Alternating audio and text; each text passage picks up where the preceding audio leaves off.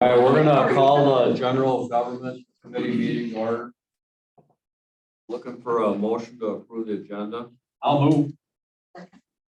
Any discussion on the agenda? Not all in favor? Aye. Carries. How about our minutes from our July 11th meeting? I make a motion to approve the minutes. Second. Any discussion on the minutes? Not all in favor? Aye. Carries. Are there any public comments?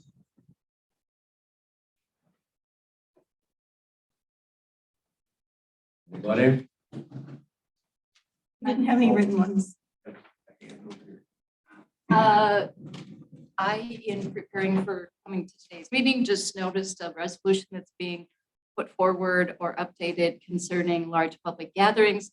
The fair has not received any information on that, and I just am requesting to be made aware of any potential implications concerning the fair that may arise because of this. So, All right, we'll definitely get to it.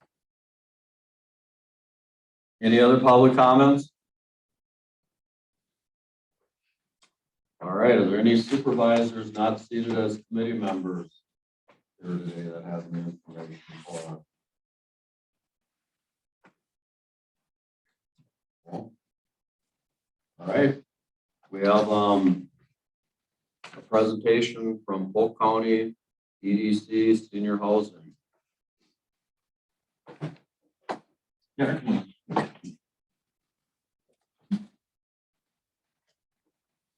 Whole crew this morning.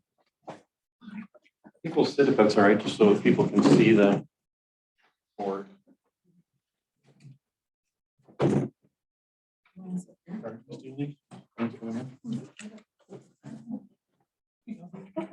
feel like I'm telling a story. I know, yeah. It's like a fireside chat. Well, good morning, everyone. Terry Howard again, Polk County Economic Development Executive Director. We were asked to come back. So this is for a senior housing proposal. And we were asked to come back to this meeting with a little more information to support our ask for the $1.5 million grant. So quick introductions, and everyone's going to speak a little bit, but Aaron Sundin from Derrick Builders, he's representing our development arm, so he can speak to the developer interest of a program like this. We have Allison Blanchard from Compass Realty. She has also done some small developments and of course has a real estate background that has really been helpful to us. And Lynn Nelson from West Central Wisconsin Regional Planning. So questions about how a program like this would be managed. So what happens to that $1.5 million? How is it dispersed? What's the criteria? Things like that. So Lynn can speak to all of that. The two missing this morning are Aaron Mork, who is our kind of financial guy from FNC Bank, and Pam Klingfuss from Christian Community Homes, who manages senior housing projects and helps develop those senior projects as well. So, Claire, if you want to go to the next slide, please. So we kind of went through some of this last time, so I don't want to spend a lot of time on that because I want to get to your questions. But you know, the need here is, you know, the acute housing shortage that our study in 2020 pointed to. Along with that, this approach really solves two problems. So we definitely have a senior housing issue as far as people being able to get into senior housing, but it also frees up stock of regular housing for those that need to come into our workforce, because we also have a workforce shortage. So it's kind of, you know, the old one stone, two bird concept. So next slide there. This is just, this was not part of the official housing study for 2020. This is just research that the committee had done regarding current needs. So this is current as of within the last 2 months. So you can see the wait lists at these places are huge. In fact, the Polk County Housing Authority has a wait list at that time of 120. The other thing is the specifications, at least for quite a few of these, are that it's low income or there's income restrictions on them. This program would definitely support those that want to build those types of homes, but would also just be market rate. So depending on what that developer wants to build, this program would support. So this is actually from the housing study, and this just kind of statistically shows that, you know, this need for senior housing isn't going away. as you see, the population continues to age and the need continues to grow all the way through 2040 in the various age groups. So what we're looking for is under this program, again, the builder would be available for a $10,000 per unit on a 4-unit or more building. And as we're going through these things that the committee has come up with, we also want to let you know that, this is something that can be worked. So maybe the board and the county feels, well, it should really be 6-unit or more. These are our recommendations as the committee, but definitely as we talk through these parameters, this is something that can be worked into a different program as well. So a request of $1.5 million from Polk County to be funded out of the ARPA funds or out of regular funds if the ARPA funds are already spoken for. 0% loan portion of the program would serve as a revolving loan fund, and Lynn can talk to that a little bit. So if you build a 14-unit place, you get $140,000 incentive as a developer. 70 of that actually comes back to the county over time. So this is money that keeps on giving back to the county over time. It's not just a grant and done. It actually is a revolving funds that are available. And then next, Claire. This is just an example. I'm a visual person. I like to see things more than I can visualize them in numbers. So this is actually a development that was proposed in Clayton and did not get built, unfortunately. Don't know necessarily that a program like this would have necessarily saved this program, but it definitely would have been an additional incentive to get that program complete. You can go to the next one, Claire. So this is an example of that 14-unit scenario and what that means to the actual builder. So again, eligible to receive $140,000, 70 in a grant, 70 in a 0% loan payable back over time. And then this is actual savings based on this program because we wanted to give real live examples of how a builder would take advantage of a program like this, and the thing that would position Polk County different than any other county as far as bringing in senior housing. So this just goes through some of those savings and actually improves the project by 3.1%.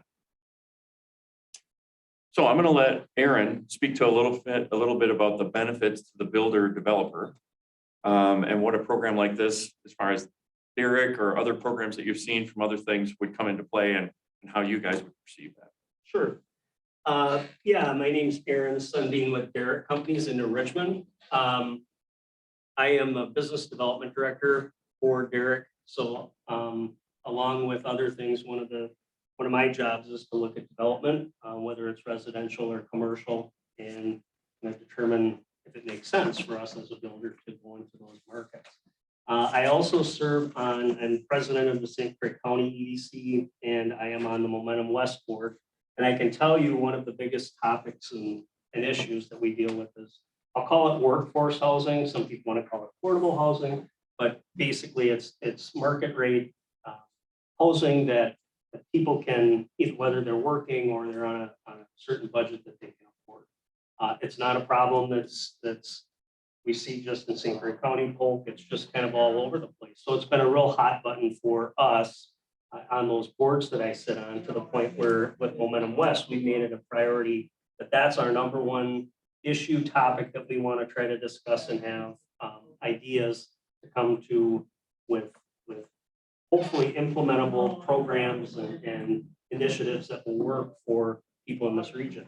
That being said, from the standpoint of this program, when Terry talked to me about it, he said, well, is this something that somebody like Derek might be interested in? And I said, because I think what you mentioned was, well, does it move the needle enough? And I think what I've seen be successful with programs like this is you're not going to necessarily be able to get the big developments to come in quickly. You've probably seen that in some of the markets around here. I know there was a big project in Osceola that went around and around and around for a while, and now it's stalled. It's these smaller programs, smaller projects, I think, that are going to draw in some developers as the market is changing. We know that interest rates are up. We know that lumber costs, building costs are going up. What's happening from the building standpoint is we're taking a pause and saying, okay, what's our goal here for the next 1 to 2 to 3 years as far as what we want to build? we own some land, we know we have to keep putting units on there, but they're not gonna go as quickly as they have in the past 5 years. So from that standpoint, I look at it as builders are gonna come in and be looking for, how can I go into a project or a development and have a little bit of an edge, whether it's, I'm gonna keep it as a rental and be able to get a little bit more of a better cap rate, or I'm gonna be able to free up some cash during the construction phase to make this work. As I know that maybe rents aren't necessarily plateauing, but costs of materials are fluctuating like this. By the way, with that, we're seeing a little bit of improvement on some of those things, but I don't think, just like we've seen in the pandemic with lots of other things, prices go up. And as long as people are paying for it, the suppliers aren't necessarily going to drop it. So, so it's things like this that really give just a little bit of an advantage to a developer to come in and say, okay, if I'm looking at something in Baldwin, Wisconsin, or I'm looking at something in St. Croix Falls, maybe my land costs are cheaper here, maybe I can get a little bit cheaper labor costs, but then all of a sudden you throw something like this and it's that additional extra incentive. Another part to this as a developer, what we look at is how easy is it for us to be able to get our projects approved. If I'm going to have to go through a whole lot of red tape and a whole lot of headaches, I'm going to probably go to the next town. So small communities that want to bring in developers to build housing need to think about those things too, making it easier for the builders to come in and developers to come in and come to your communities. But again, a program like this, it's that extra incentive to draw somebody in where maybe it makes sense now financially, or maybe that market makes more sense than a different one because this is here. So. And as I mentioned previously, I have talked with both cities and St. Croix Falls and Amory, and they're on board with, this type of a program would mirror up with something that they can then offer as well. So this program might not be the cure-all, but it makes, again, it just gives us that added advantage. And in talking with Lynn and others, I don't know of any other county that is currently running a program like this, which I think makes this extremely unique and positions us ahead of the others, very similar to how Polk County handled broadband. This was before my time here even, but Polk County was very progressive in its broadband approach. And, we now are reaping the benefits of that. We're ahead of a lot of other counties in our broadband. And that's kind of what we're trying to do with this senior housing initiative as well. Claire, if you could just go through the next quick slides. I just wanted to give you a couple different developments that have happened, not necessarily with a program exactly like this, but with incentive type programs, be it infrastructure from the community, be it TIF districts, whatever it might be. These are actually they're from around the state, but they're from the Wisconsin Economic Development Corporation. Some senior, some just rental, but here's some brownfield sites that were redeveloped. If you go to the next one, Claire, some town or village infill sites. So in other words, this is maybe some areas of downtown that wanted to be rejuvenated. So these came into there. And another use, Claire, is historic rehab. So are there old buildings? Are there old schools? Is there a library? Is there something else that can be converted? This money for this program would be available to all of those. So a little bit about how a program like this would work from a financial standpoint. Yeah, so if the county invests in this program, obviously it's a lot of money. So how can you be assured that it would be properly managed? What are some of the options for doing that? And there are entities out there who are willing to help you run such a program. My organization, the West Central Wisconsin Regional Planning Commission, is one of those that could provide you with that type of assistance, although there are others as well. We helped with the housing study. We've ran community development block grant programs that provide loans and grants. And we also run a large business revolving loan fund, which I think is very similar to how this could look. And I put together some of the steps that maybe you could follow. I think I had indicated on there, I was under the assumption that the Polk County EDC would be managing this. That doesn't necessarily sound like it's the case.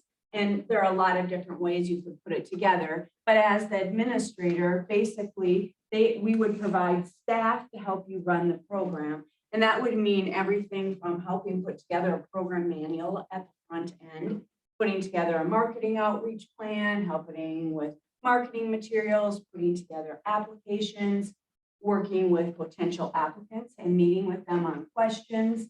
And then I think you would probably want that applicant to come through some sort of committee process for approval. We would work with setting up that type of committee, helping you run it through there. And then also cutting checks, however the county wanted that to handle, we could do that. And all the way through reporting back to the county. How is this working? Which funds are coming back? All of those sorts of things are types of activities that the county could hire someone to assist with. Any questions for Lynn in particular about how the program would be managed? I think it's important just to note that this isn't something that the county needs to manage. And that's why, there's other programs like Home Sweet Menominee, where they offered an incentive for first-time home buyers. Again, completely separate. It was run by the municipality, but completely managed offsite, because we know that the county's already got plenty to do, but this is a reporting agency to handle those funds and make sure it's running properly. So last but not least, we're just kind of looking to next steps of what, where we should go from here. And of course, now's the time to ask the experts in their chosen field questions that you might have. But possible next steps, obviously, if we are allowed to move ahead, we would develop a committee around this. We'd have to develop, I'm sure Malia wants to be involved on some legal aspects of this probably.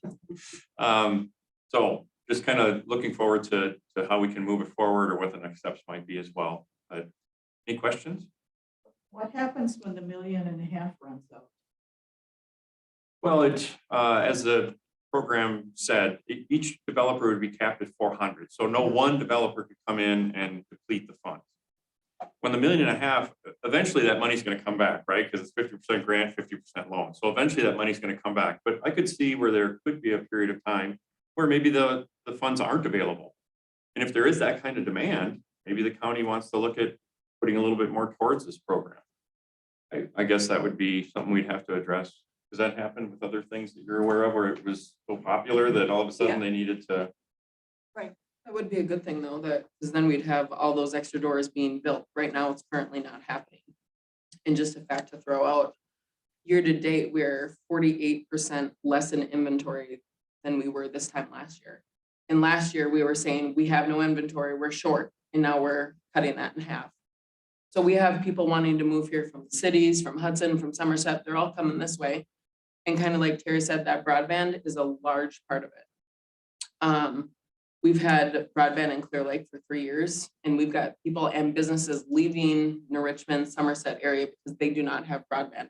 You cannot run a business, especially during the pandemic, without broadband service. We are the pioneers in Polk County for that, and it kind of shows.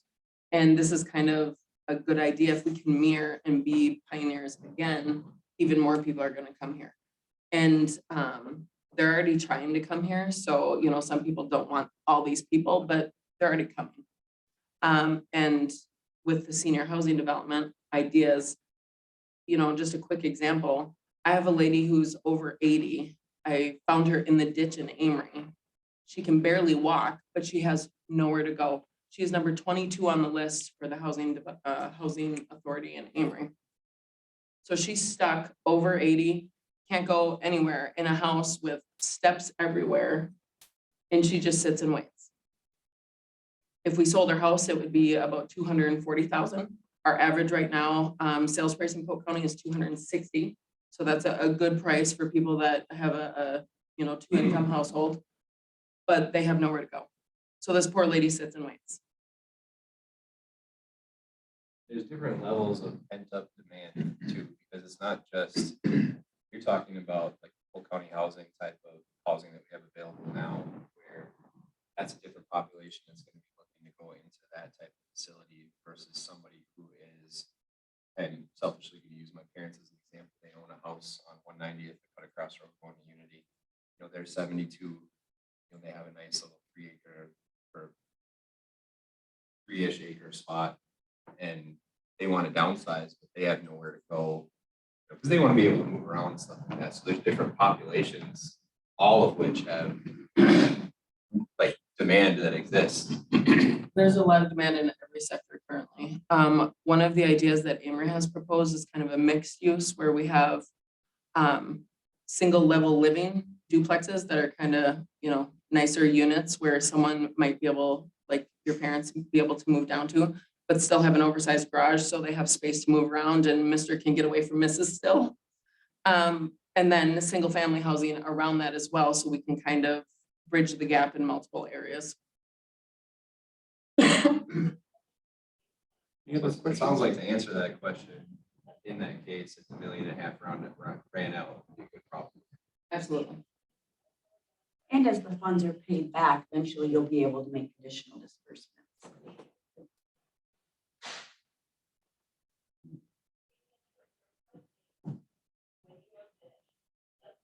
So that's kind of what we got.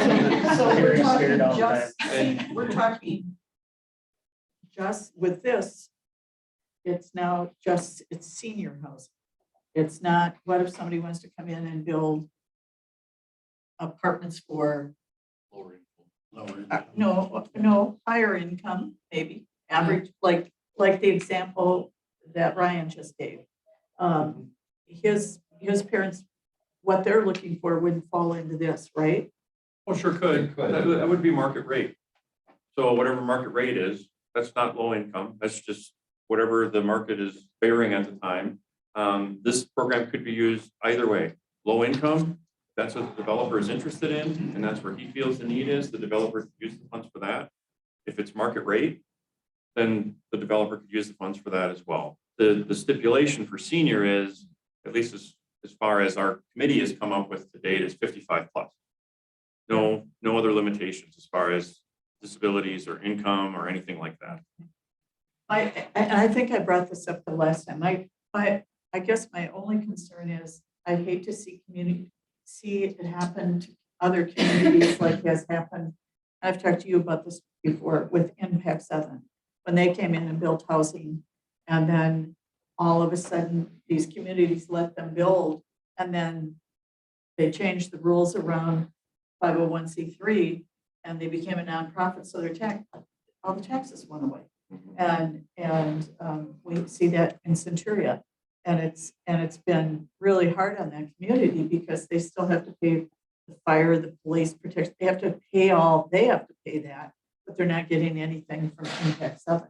And you hate to see developer come in and build some of these senior units, and then all of a sudden decide, man, I'm creating an LLC and it's going to be tax exempt and done. No more taxes for the community. So that is a concern for me because I see the impact. I've talked to a fellow at the state about this, who was the former mayor of Racine.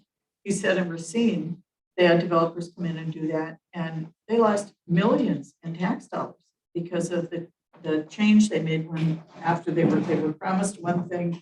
The developer said, "Ooh, now I can become a nonprofit," and tax base is gone.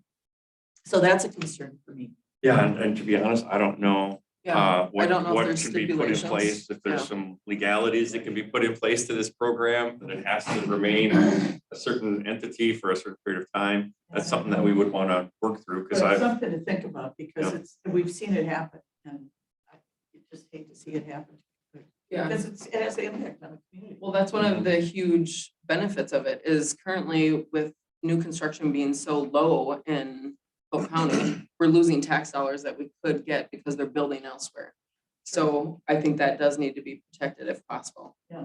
Just definitely Somehow, not I my just don't- forte. I don't know what the solution is, but it's It's a good a point. concern, because I go to those Centuria town board meetings, and every once in a while they bring it up again, and I've written letters to the senators and Congress people, and I've talked to this fellow who works for I forget what department, and he was real concerned. He's been trying to work on how can you change this, but it is what it is right now.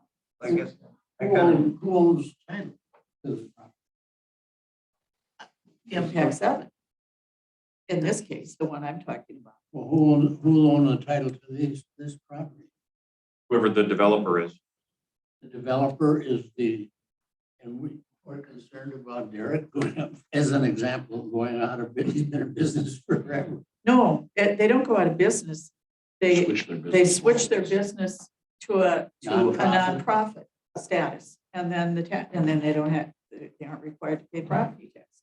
I think the other real challenge, and I'm almost reluctant to bring this up, but the other real challenge we have in Polk County today is we don't have workforce enough to support the services that people over 55 require. There are businesses within a half a mile here that can't open normal hours anymore because they can't get anybody to work. So how many more people we can bring in that can't provide jobs for what we need in the community? It's a catch-22. Where does it stop and where does it start? You know, all the things that brought Polk County to where it is today, the fact that it's beautiful and all the things they like at the lakes, the streams and the rivers and the trails. The only thing that will destroy that is more people. So where does that pendulum swing back and forth to where it's healthy for the county from a taxation standpoint, healthy for what made Polk County great? It's a real challenge.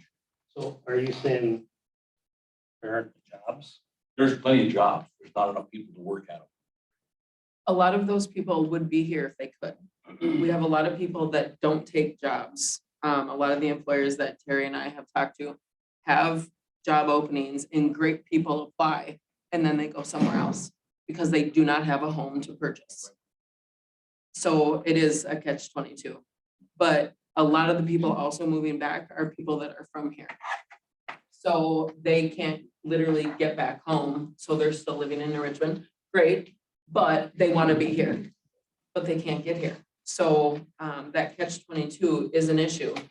Someone has to make a step somewhere to switch that pendulum one way or the other. If we don't do anything, those people are going to be moving somewhere else and we're going to lose out on everything. So I think we need to be ahead of this game and one step ahead, or we're going to continue to lose people. But do we lose them if we can't support them anyway? How can we not support them? We don't have employees in business. That they say, how are you going to get more people to support those that aren't generating dollars to the economy? Are you talking like the people that will live?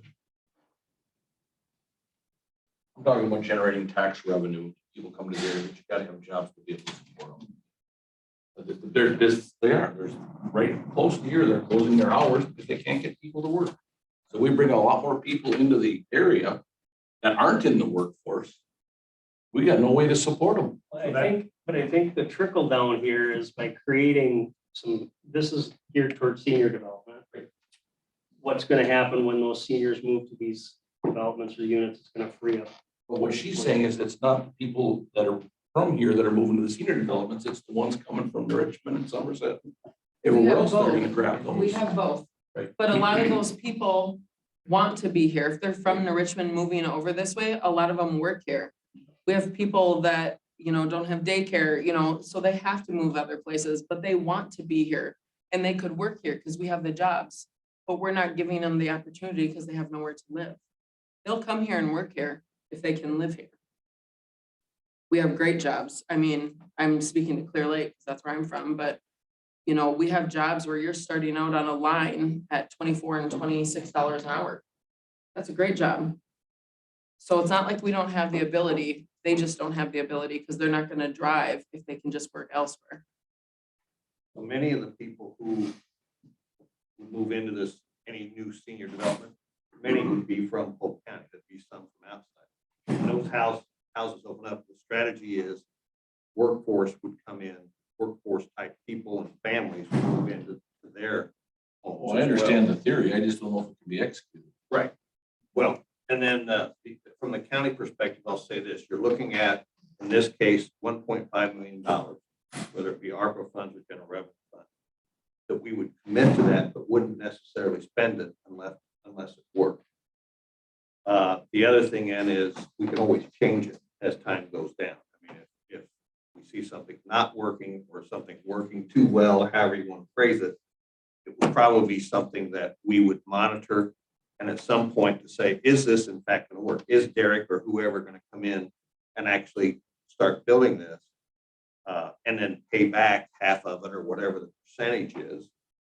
You know, if a zero interest loan would work, you know, why wouldn't we have them give back all of it? I don't know, but the point is our commitment is simply dedicating 1.5 million for that purpose until we choose to use it elsewhere. I've had this question before, but I mean, I guess it helps to ask again. Would we be able to put in any kind of controls or have any kind of input on, say we had the good problem of having many multiple applicants for different purposes that they're envisioning for their plan? Would we be able to pick and choose from, like, if we chose that we wanted more market rate versus non, would we be able to say, like, well, we prefer these builders because they're going to give us market rate housing? And again, it's not my say, but I ask because I'm not a big fan of income restrictions or rent control type things, just because that doesn't impact like our existing housing costs or things like that. So the more competition we get in its market rate, then the better it, more attractive it makes sure people come here because prices are low. So long story short, would we be able to say we pick these market rate projects and kind of leave the income restricted ones behind if need be? Because it seems like that's what we have that exists right now is the income restricted. We talked about that at our one meeting, and we too were like, what should happen here? And we said, that's not really our choice, that's your choice, correct? Yeah, I don't know, you know, again, I turned to Malia, I don't know, you know, I don't know it's the county's money, right? It's taxpayers' money, so I don't know, you know, we haven't done that deep of a dive yet to put together some of the parameters like that, whether that's possible or not, but the program's open to that. I think as you put together the program manual, you could set up priorities. Like this, you know, these are the types of housing units we're looking for as a priority, and then others maybe less so. And then as the applications come along, you could make those types of determinations. Thank you.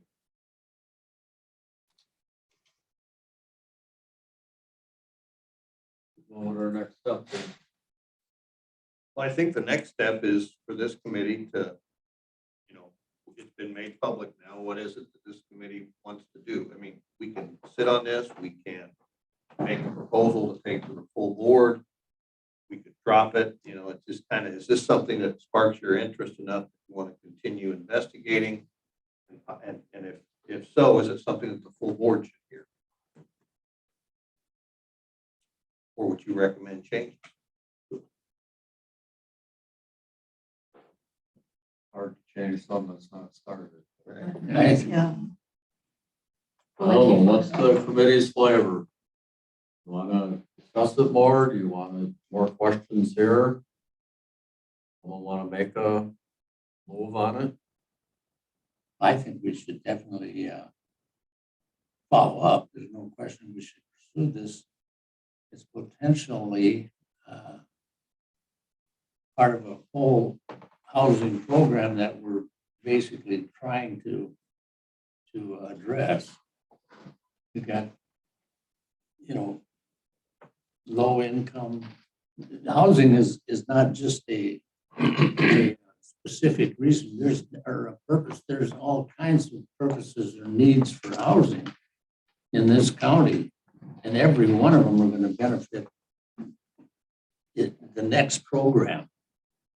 They all are symbiotic in relationship to each other. They're like you talk about, you know, goes from senior, they get rid of their house and the family moves in, and then pretty soon their family is there. And I mean, you've got all kinds of potential for growth and to fulfill the needs that we've got.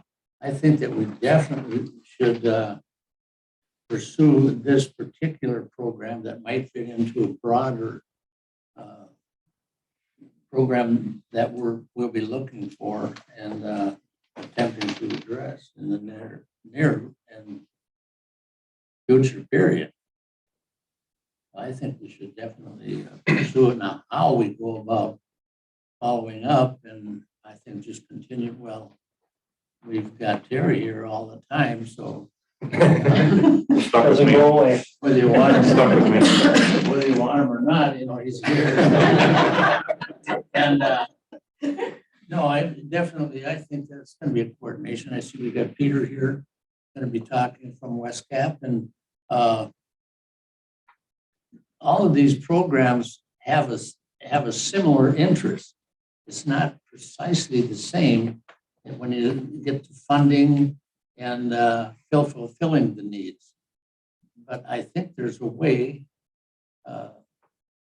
that it can be coordinated. I really believe that. And so I certainly don't want to lose a program like this, because there'll be an instrumental part of it. The whole picture.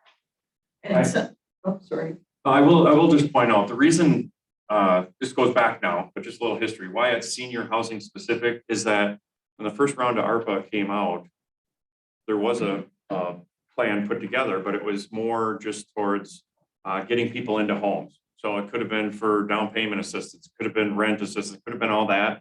And it was too broad in scope for the county to really get behind, and so we kind of recircled the wagons a little bit and came up with this, hey, if we can hit a real need in Polk County senior specific, that's going to have a trickle down effect that will ultimately get to others. That's why it's senior specific, just so you know kind of the background of how we landed where we are. One of the things you said, they're gonna come. And what you said, do we want them to come? Because I have, mixed feelings. We moved here 40 years ago because it was a small rural community, and that's where we wanted to live. And that's changed, and it's changed over time. I mean, I remember my kids getting excited because we would drive 42 miles to Stillwater to McDonald's, and that was the biggest treat in their life, And so change is going to happen. Can we control that change somehow? Because so that we're still able to keep the atmosphere we want based on what our long-term comprehensive plan is for this to look like in this area, and not end up being just chaos. Well, and if you don't get ahead of it, that's what will happen. So Yeah. this allows you to have the decision of what's coming in and how.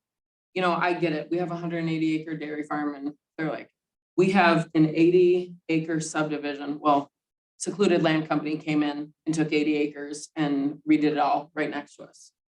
But the people that I work with every day coming in and moving to these areas are people who want exactly what we have, and you can't blame them because they're coming from places. Good example, family moved from the cities, has 4 kids. They're fantastic humans, open up a coffee shop in Clear Lake. They are adding to what we don't have. They are bringing things and good stuff to the area and jobs, and they are employing, I think, 7 or 8 people. And yes, some people are having trouble finding jobs, but the people they're hiring are not the people that Oxbow or AFP are hiring. It's a different subset group, but we've got people that are doing really good things in our area, and we can't forget about that. It's, everyone says the same thing. We don't want them coming here, but they're coming regardless, and they're still really good people who just want the lifestyle that we have. When you look at the alternative of doing nothing or not doing enough, and you go the opposite direction of degrading what we have. So like, if we're not allowing people to move into homes and things like that, we're not supporting businesses with workforce and opportunities and things like that, then we have the problem of some of our neighboring towns. So I live in Milltown, but some of the places I see that don't do some kind of investment in things, and then we lose all of our Main Street businesses, and nobody wants to move into those places and invest in those places, and then they just kind of go downhill. So it's all about, like you said, I'm on board, controlled growth. We don't want to all of a sudden say open the floodgates and what comes. Yeah. But I think Vince has mentioned before, controlled growth, like making sure that we keep the soul of the county. Yeah. And personally, I don't think adding senior housing and hoping that we can backfill, some workforce type families or new residents potentially. I don't think that's going to be like explosive growth by And a lot of this stuff, I think too, especially at the top, at the senior housing level, is people who already live in Polk County. So any new growth would more potentially come from that other side. And then that's kind of filling the need of local businesses and things like that. So I think it fits within controlled growth. So It might be, I think back to my EDC days, I can remember hearing a senior housing development pitch to Derek Builders from St. Croix Falls. It would be different if we had, I think, a developer or two here that says, we've got this project we want to do, we need some help, we need the village, we need the county with this, would you participate with us? That would be easier for us to understand and to swallow and say, okay, we see 20 new. Well, they're bringing a plan, right? Right. And so I guess in my mind, the next step may be, let's start looking at what are some proposals that might work. I mean, you're on the spot because you're here. Aaron, I don't want to put you on the spot, but I know that if we could, what do we need in Clear Lake, in St. Croix Falls, Falls Lake, Frederick, Clam Falls, wherever, who might be willing to kind of form a committee, like Terry is saying, say, we want to work for a development here. Here's why. Here's how many. Here's a developer or developers that we think may be interested in them putting together a specific proposal. If I may, we have an option in Emery and we have an option in Clear Lake. Both of which the people are very interested, but the numbers just don't work out right now. So we have two very viable options that I'm aware of, plus probably others. But we do have options, and the city of Amery and Clear Lake have already kind of put things in place to help out if they can make it work. City of Amery has, set aside a large amount of money to help a developer if they would come in, and the plan's already set. And the village of Clear Lake has put a lot of things in place to kind of rearrange to funds to help out if that were to take place. But currently, the numbers just aren't making sense because infrastructure costs are so high. This would help with that. You saw on here with the slideshow, there were a lot of projects that were remodeling or retrofit projects. And those are, when you talk about this problem, and Terry and I have been in different seminars, and you come to these workforce housing seminars, and everybody's like, we walk away with lots of good information, but we don't ever see the needle move enough. And I think Lynn can probably attest to this. You're not going to necessarily hit a home run every time. We're not talking 80 units, 100 units. You need to start thinking about small steps. The renovation dollars, I think you had one on here that was renovating an office building or something like that. That's where you're going to find grant money. That's where you're going to find developers that can wrap their head around going in and taking a building, it's got good bones, and you build out housing for it. The other type of development where it's raw dirt and you got to deal with like infrastructure costs and those types of things, those take a little bit more time. So I would challenge you in your communities, go out and look at some of these buildings that are maybe not full, or maybe could potentially be renovated with some money from the state. And now all of a sudden you can have something that might actually come on board a little bit faster that would fit a program like this too. So. I think the other reality is that there's housing needs everywhere, right? So developers really can go anywhere. So going into larger communities is often more profitable for them. So this is just another way to sweeten the pot for developers to come to our area and help us develop housing for seniors. All right, let's keep it on our agenda so the committee can discuss it. We normally allow 20 minutes or so for a presentation, and we have 5 more coming. Unless anyone has any more questions for our presenters. And then as a committee, we can make the decision if we want to forward it to the county board. keep it moving. Thank you. All right. Thank you. Thank you.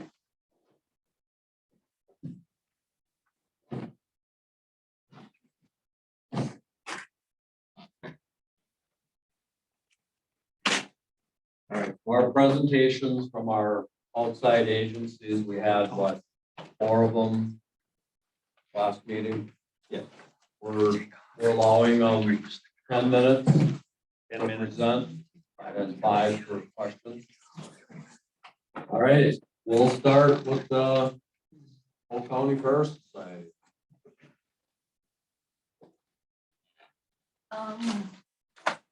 Probably will not take the 10 minutes. I do believe that our treasurer had submitted our annual budget request to you prior, which has always been broken down into premiums, water and sewer, some building and maintenance, and then the bleacher rental for the annual fair. And that's been an annual request. I believe that was submitted to Mr. Norby by her a while ago. At our June 24th, I believe, Fair Board meeting, we identified a few other projects that could potentially be put in the CIP moving forward. One of them was a PA upgrade system throughout the fairgrounds. We have some issues with what is currently in place. I've been trying to upgrade it. We had a current bid because we did some grant writing of about $22,000 to move forward on that project. There are electrical upgrades to the camping area, and the show barn roof is another roof that needs to be addressed down there moving forward. The cement in the buildings, 3rd floors, I guess that wasn't, all of the cement improvements that have been done in all the buildings up to this point have been paid for by the fair, by donations, grant money. They've all been paid for by us. And I don't really know this cooler thing is anything of great priority. I don't think that has ever been addressed by the county before. And then there are some things that were listed in the current CIP. And I don't know if Janice wants to address some of those.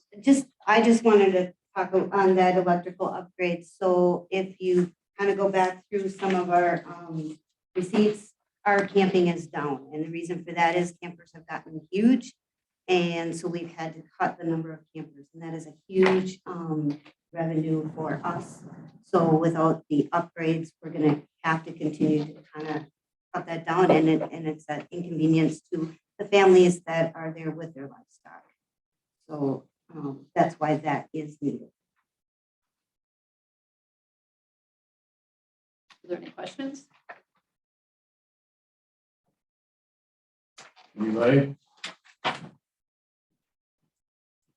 So the request is for a 25,000 for roofs, 20,000 for on-site electrical upgrades, 10,000 for new PA system. Is That is what's already in the CIP for 23, I believe, correct? so that's already in, okay. So these other items we are addressing, we're moving forward to put them in future CIP. Before or beyond. Yes. Okay. And I guess the, obviously the roof on the show barn, but the PA system upgrade would be priority list for us. Like I said, I tried to do some grant writing to secure some funds to help with that. Particular one I applied for was not successful, but we'll continue to move forward. It is 4 announcements in the buildings and the whole fairgrounds, but it also would play into if we needed to do emergency evacuation. So that's a priority, and then regular maintenance of roofs and painting and that kind of thing. The CIP for next year does have the PA system, the electrical roof, and the coolers, the cement floors for those buildings I put out to 24 and beyond. I just haven't got an eye on those to put a price tag on.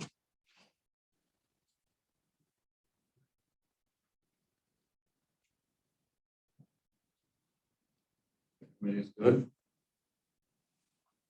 All right, thank you. Presentation by Kim Shuck.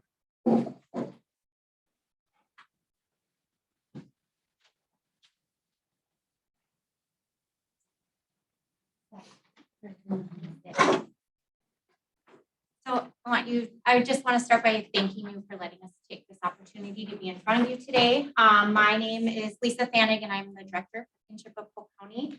This is my coworker, Carolee Tollickson. She is our Program Manager. And then I have Shara Anderson with us today. She's our newest employee.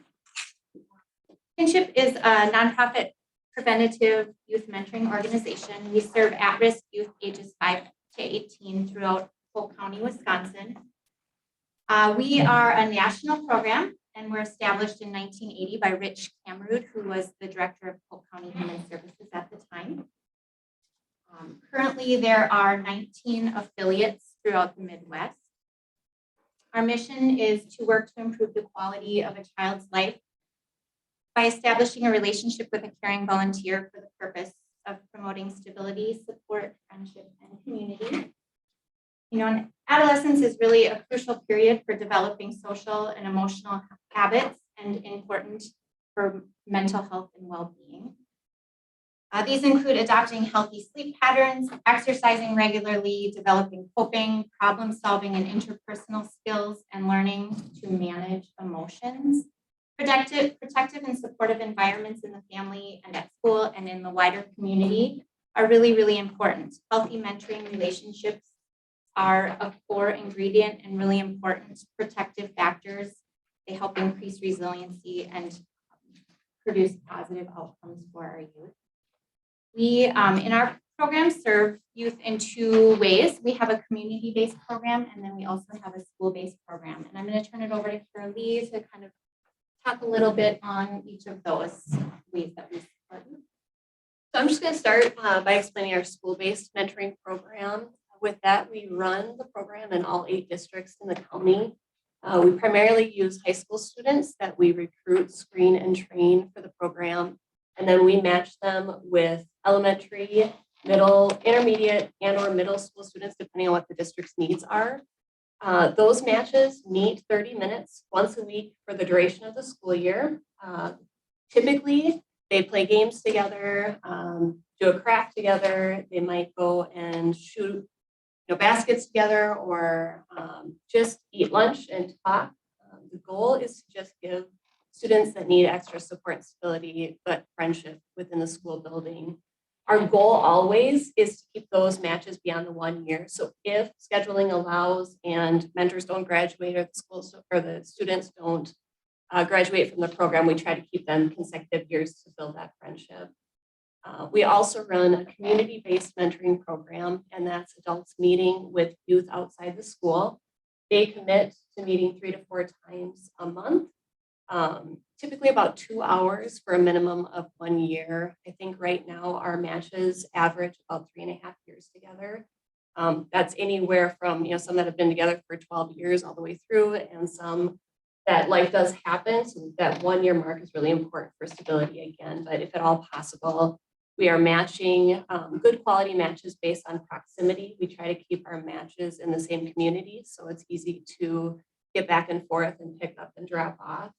And then we also match on common interests and personalities. So we work with our mentors, asking just their comfortability level, age-wise, and just in terms of personality. And then we match based on just interests and lifestyle. So if we have a mentor who is very active outdoors or likes to do a lot of just active, adventurous activities, and we have a mentee who is interested in those kind of activities, we might match them together. Or if we have a child who loves creative, doing arts and crafts or making things, and we have a mentor who is in that similar line, loves to be creative, we match them together. So we might have students or youth who wait a little bit longer for a quality match, but we really are looking to make good matches that last.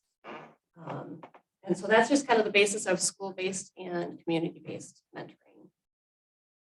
So we've really been seeing a lot more youth who are coming to us with more barriers and more needs, especially since I think the pandemic. And so some of these youth we're feeling like might need a little bit more of an intervention approach as opposed to just prevention. And so recruiting our mentors is already a super timely process. We want to make sure we're finding the right people and making good quality matches that are going to last, hopefully past that 1 year mark. And now that we have these youth that have some of these higher needs, we're going to need to do even more training than we already do for our mentors so that they're better able to, handle and help these youth overcome whatever they might come with us to. Our mentors, they're 100% volunteer based. And like I said, they're going to need more individualized training and support to best serve our youth. So our community-based program costs approximately $85,000 a year. Our community-based matches throughout the year to manage them cost about $1,500 per match. This includes, the recruiting, the training, the mentors, screening the family, matching, and then all of our continuous support. Our school-based program costs approximately $57,000. Those school matches are about $200 to manage per school year. And this also includes the recruiting, training, screening, matching, and supporting. Polk County funding in the past, we're so grateful for it. And you guys support our kinship matches. So every year for the past, I believe that you probably have our budget and a list of maybe how much you have given us through the years. Over the last 10 or so years, you've given $38,000, and that goes to support about approximately 25 matches. So you're helping approximately 25 youth per year, which is fantastic. We've really, since COVID, since the end of 2021, we've received a huge influx of referrals for kids who need our services. And maybe for several reasons, including youth are back in school and they're seeing people on a regular basis. And so some of these professionals who are seeing our youth again are saying, hey, we need to support them in all aspects. Our average wait list up until this year was about 8 to 10 youth in our community-based programs. So we'd have anywhere from 8 to 10, maybe 12 youth waiting on our list. We are currently at 16 youth who are waiting, and we were up to 22 youth earlier this year. So you can see there's been just a huge increase since November of 2021, really. Many of our waiting youth have higher needs, and so our mentors are going to need a little bit more training, or much more training, I should say. So this year, for 2023, we're asking for an increase in funding and asking if you would be willing to give us $45,000 to help support the increase. We would like to increase the number of kids that we are serving and helping. These additional funds would be used to cover, all of our program expenses that are associated with the increased demand for our services. And I know that Shara passed out some information, and you have what I had given Chad Roberts back in June. So I guess right now I'll just leave it open to questions.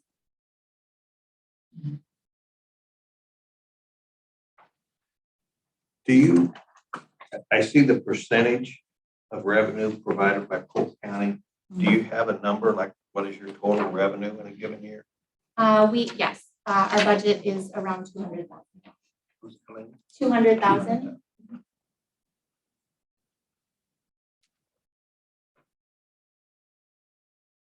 We're at about 20% of that. 19% last year. Oh, yeah. Close to 20. Yeah. Any questions?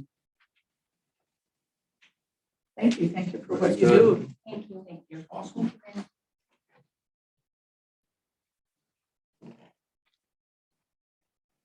All right, Moscow.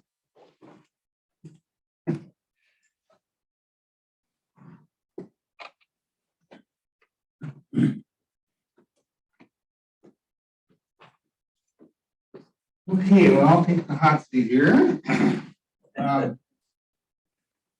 So I'm Peter Kelly, Executive Director of West Cat, and we've been around this area about 57 years, providing various kinds of services. There's a couple things about the agency, and then I want to talk a little bit about this housing discussion. I might be able to provide a little bit of useful information there as well. So we're a community action agency. provide a wide range of services to people that are struggling economically, who aren't generally making enough money to afford a survival budget. Part of our core funding requires that we have representation on our board of elected public officials. So in addition to whatever input you might be getting from other sources, you also have a seat on our board. So over the years, Larry Jepson served for many years, ended up as board chair. Jerry Luke, who had currently Barbara McCaffey is been appointed to our board. So you also have a direct say in what it is that we do. Our agency right now has an $18 million budget, and our services touch in our 7-county service area about 13,000 households or 28,000 people. So big agency that does a lot of things. But I want to talk just a little bit about, having listened to your discussion on housing issues. We also do a lot of affordable housing. And we had developed about 330 units, 32 of them in Polk County over the years, primarily sort of workforce housing. And then a few years ago, we connected with a private developer called Gerard Corporation.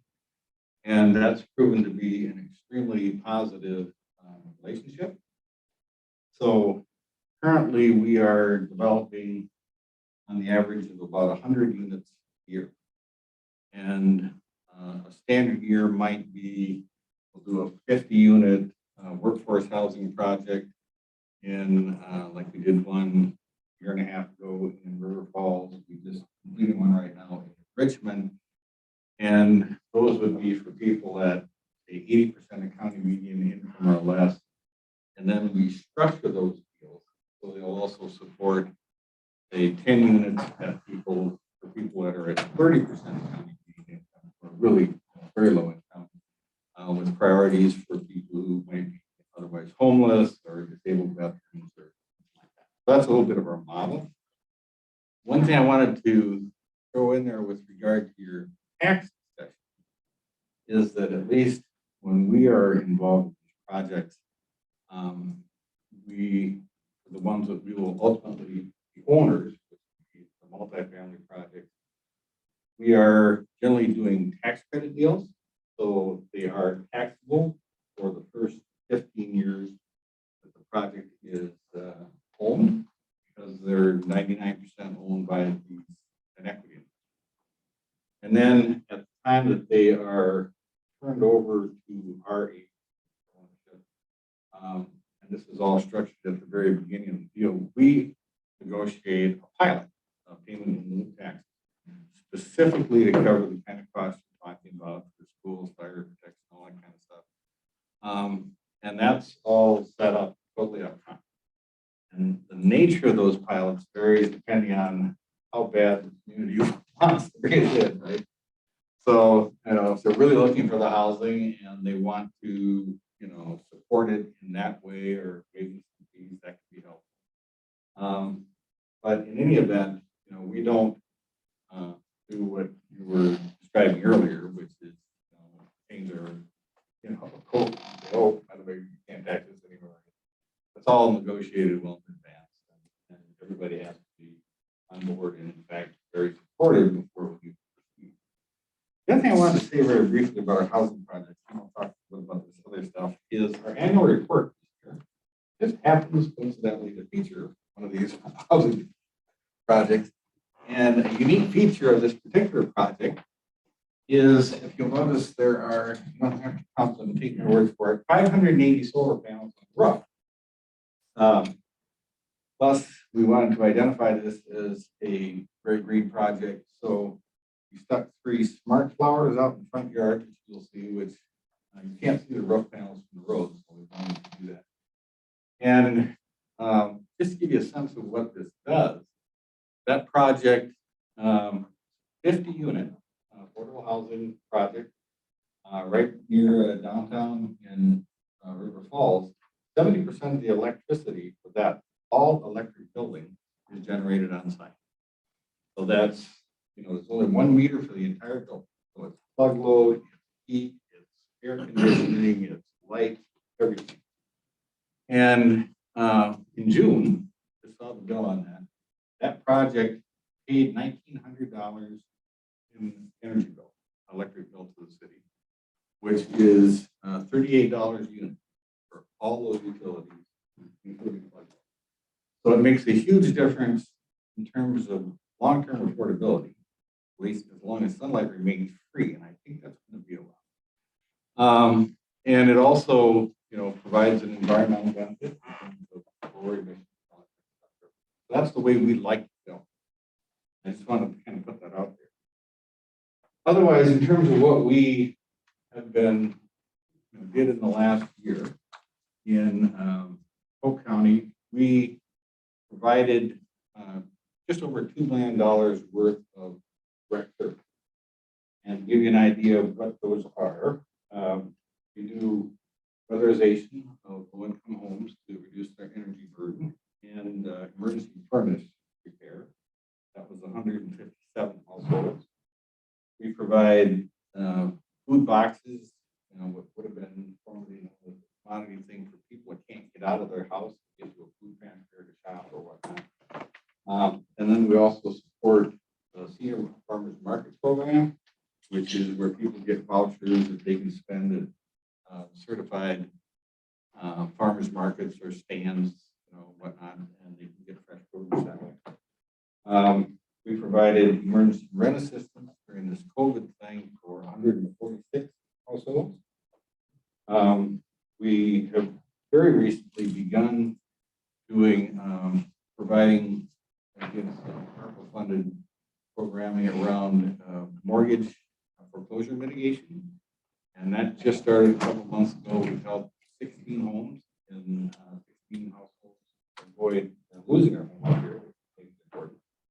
We do provide 32 units of affordable rental, 24 here in St. Croix Falls and 8 in Clayton. And then we have small literacy and skills enhancement. So again, that total funding on that is just over $2 million. Going into next year, and actually starting in June, we have been asked to take over and have taken over the Emergency Energy Assistance Program, WEAP. And the total for last year of that program in Polk County was about $1.8 million. A lot of money, a big program. So if you add all that up, looking forward, we expect that the economic impact we'll have on this county will be over $4 million.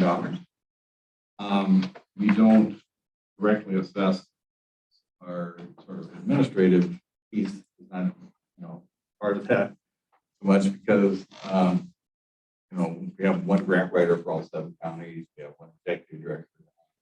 I think the Polk makes the thing work. Then finally, with regard to our request, I'm trying to figure out what percentage 4,000 is of 4 million. I couldn't run my calculator and drive at the same time this morning, but I think it's less than 1%. We do ask for a little support from all the counties that we operate in. We do this for 2 important reasons that are helpful to you and helpful to us. And that is, when we go out and bring in this fund, we have 105 for the fact that we can say these counties want this, they support our activities, important to them, and that means something when we're talking about. The other thing that's been very useful is some of the programs that we operate don't pay their cost. And we do them because we think it's important and people want them done. For example, the Senior Farmers Market Program is not a big program, but all we get is vouchers. And we have to certify all the vendors, we have to certify all that kind of stuff. We don't get any support for that, but we do it because people want. And then we also run into things frequently that just fall outside of the parameters of any given program, you know, but we see it.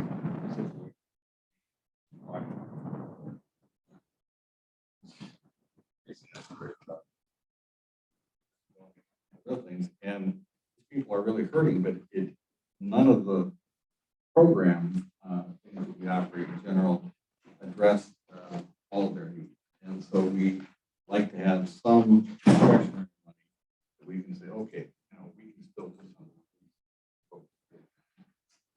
That's our story in a nutshell. I see a $4,000 request support, and I'd be happy to take any questions. Yeah, Peter, I'm J. Luke. I talked to you on the phone a number of times. You've been in contact with Barbara. Yes. And she's pretty enthused about this.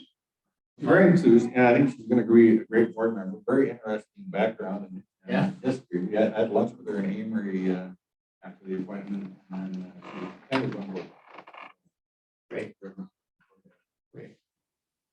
Just wanted to keep her in the limelight along with you, because she's very enthusiastic about a number of different programs, and they all kind of fit in your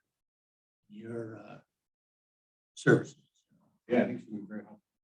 Yeah, well, I'm pretty excited about the connection there. We've been lax for a few years in Polk County. No, not so much. And you guys have been good, and you know, everything's been hard. You know, with the COVID and distance. You know, do our board meetings virtually, or getting back more in person these days, but even that's really quite a year. I'm sure you're going to be hearing from us quite a bit. I hope so. Well, I hope so too. Anything else, right? Thank you. Thanks, Peter. Another report, anybody wants to see it? All right, that brings us to West Central Wisconsin Regional Planning Commission. Okay, good morning again. Nice to see you all. Lynn Nelson, Executive Director of the Regional Planning Commission. I'm going to sit over here if that's okay, just because I have a PowerPoint. You could bring that up for me. So I have a few things I wanted to run through with you, including who we are, what we do, and the types of projects that we're currently working on in Polk County. I also put a packet of information at everybody's seat, just some background information on some of the work that we're doing, but also probably even more importantly is contact information for our organization in case you have questions moving forward or want to be in touch with us regarding any projects. So, okay, go to the next slide, please. So first of all, who are we? So the Regional Planning Commission is a planning and technical assistance organization that was created under state statute in 1971. It was created under state statute, which makes it seem like it might be more of a top-down type of an organization, but in fact, it's the opposite. We were created at the request of the 7 counties in our region, and they said, we really want to have an organization that can assist us with regional types of issues. I envision like members of all of our counties, the 7 counties sitting around and saying, wouldn't it be great if we had an organization, we could pool our resources and have someone we could go to when we have regional problems, or maybe we have some local issues and don't have the staffing expertise available, especially in the area of planning in the rural areas. Not every community or every county has planners on staff, and our organization really allows those types of units to access the expertise of our staff that are there on a regular basis. So, okay. We are one of 9 planning commissions covering the state. We're represented by number 9 on the map. And as you can see, we cover 7 counties, inclusive of Polk County. Okay. We're governed by a 21-member commission made up of 3 appointments from each of our 7 member counties. Here is the membership, so you can see the appointments from Polk County, some of which are in this room right now. And these are really the group that helps us determine what our program activities look like for the year. As you can see, this really is made up of an extension of the counties. And so that is really how we see ourselves as an organization, trying to be very responsive to what the needs are in the county and making sure that we're responding to that. Okay. So our overall goal is to assist units of government in planning for the physical, social, and economic development needs of the region. It's very broad, and that's how it's written in statute, but it also allows us to be very flexible as needs in the counties change. So we've been in existence for 51 years. So the activities that we've done over those years has obviously changed as we've tried to respond to what the counties need. Our service areas fall into 4 general areas, including economic development, transportation, community development, and conservation and mapping. We have a total of 15 staff members that are working out in the counties to assist on projects in these areas. Here you can see our historic funding requests and what we're requesting from Polk County for 2023. Annually, each of our 7 member counties pay a levy or a membership fee. You can see Polk counties here, and that really helps us to cover some of the matching requirements for when we secure money from other funding sources, such as transportation and economic development. It allows us to also provide technical assistance and advice at no cost, and allows us to write grant applications that often will allow a community or a county to leverage funds for projects that they want to work on. So I have up there some of the project examples that we've been working on. I'll just tell you a little bit about them to give you some ideas of what we've been doing. So one of the programs that we've recently been administering is called the Main Street Bounce Back Program. And we're doing that in coordination with the Wisconsin Economic Development Corporation. Under that program, any business that's starting up or expanding and moving into vacant commercial space can receive a grant of $10,000. The program started in September of 2021, and we're having a meeting Thursday. And as of that date, we will have made 615 awards under that program for a total of $6.1 million, 86 of which have been located in Polk County. So it's a really great program because not only is it helping businesses grow and start up, that's filling those vacant spaces in your small downtowns that are often so hard to fill. So that's been a really great program, and that's been keeping our staff very busy. Because 615 awards is probably double that amount of inquiries. So that's been a program that we've been happy to be able to provide. We also provide staffing to the Nonprofit Regional Business Fund for 2021 and 22 through that program, which provides loan financing to businesses that are expanding and have a gap in the financing that they're able to secure. We've provided 68 loans in the region, totaling $4.8 million. Of that, 8 were for businesses in Polk County, totaling $657,550. And I'd just like to know, we really do a lot of this work for both these programs in coordination with Terry Hauer. He is the person that really is often meeting with businesses at the local level. So it's very much a partnership, this program and others with staff that are already in the county. We offered a microenterprise grant program following the pandemic, where we offered grants of up to $5,000 for businesses that had been impacted by the pandemic if the owners were lower moderate income. 30 Polk County businesses took advantage of that program. We offered a revolving loan fund recovery option for businesses as well, funded by the Economic Development Administration. We had $500,000 available in that pot of money for $10,000 loans. 6 of the 50 loans that we provided were for businesses in Polk County. We also have been working very hard since the pandemic to make sure that we're getting information out to units of government, businesses, and nonprofits on resources that are available. And we've done that through a resource guide. We send out a monthly events and funding newsletter, and we've done brown bag lunches. We're working on a rural transit feasibility study with Polk County.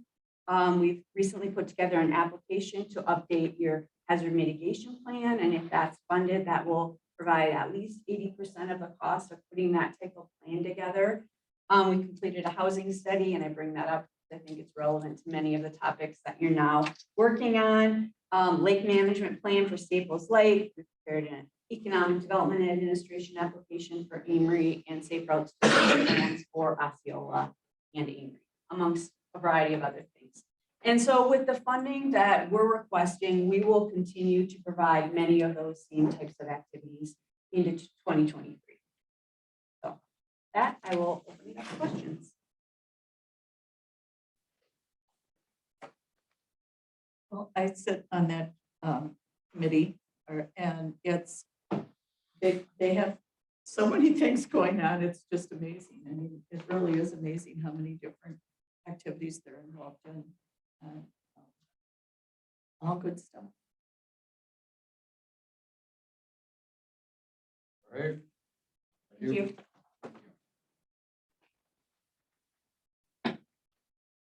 Well, a presentation from the community referral.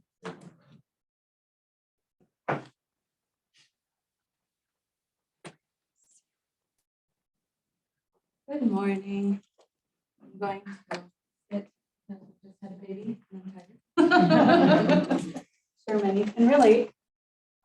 So the Community Referral Agency was established in 1979. We're the only domestic violence and sexual assault agency in Polk County and Burnett counties.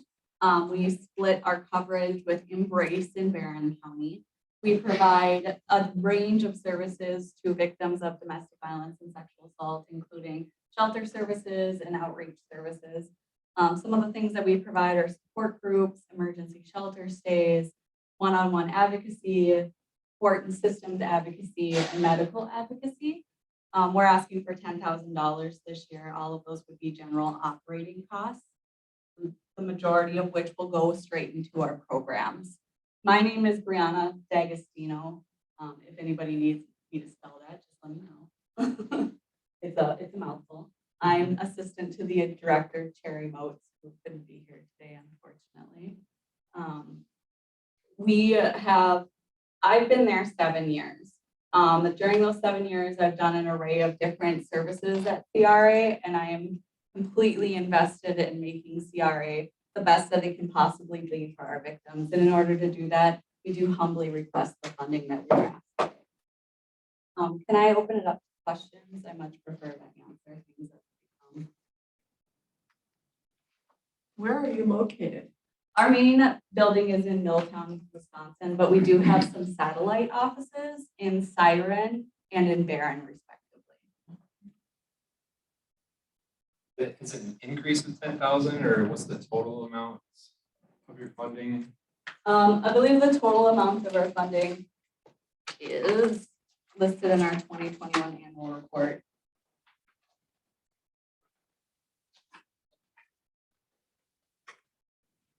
Because it looks like our programs and services last year cost approximately $560,000, but I believe we're only asking $10,000 this year.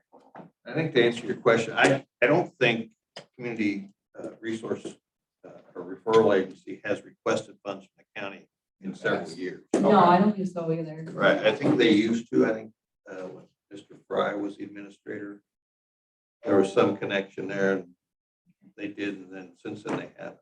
I don't know. So this is a new request for $10,000. Right. Correct. It was, his wife was quite involved in that. She used to be the executive director. Right.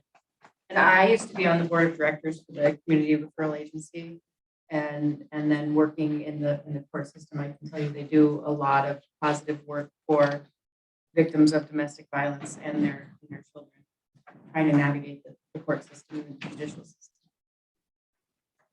In addition to providing housing, and it's a very nice facility, very comfortable and home-like inside.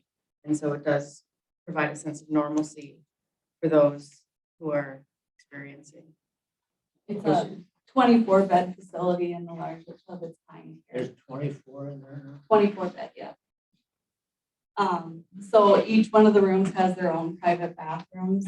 There's 6 rooms in total that are laid out in different ways. So we have what are called family rooms and what are called singles rooms, which have a different amount of beds in them. And that's right in Milltown? Yep, it's right right in Milltown. We're kind of hidden away in a housing development, wouldn't even know we were there. Not supposed to. No, yeah, we're very well hidden. In fact, we're not even on Google Maps most of the time. People have to call us for directions. And you're just Polk County? I am Polk County, yes, but we do cover Burnett and Barron as well. But the shelter is located in Polk. Do those counties contribute as well? Yes. All What's of your our, average occupancy? our average occupancy is approximately, I would say with the pandemic, it's been lower in the last 2 years. So keeping that in mind, that's not necessarily reflective, but probably around 13 to 14 individuals. That counts families as well, so adults and children. We had to kind of limit the occupancy during the height of the pandemic to try and prevent spread, as some of our staff were getting sick as well. So now we're at, I believe, last time I worked, we were at 20 people. That could have changed over the weekend. It's constantly changing back and forth. We have a very rapid turnover. Yes. So our shelter stay is typically about 30 days, and then we try to move people on.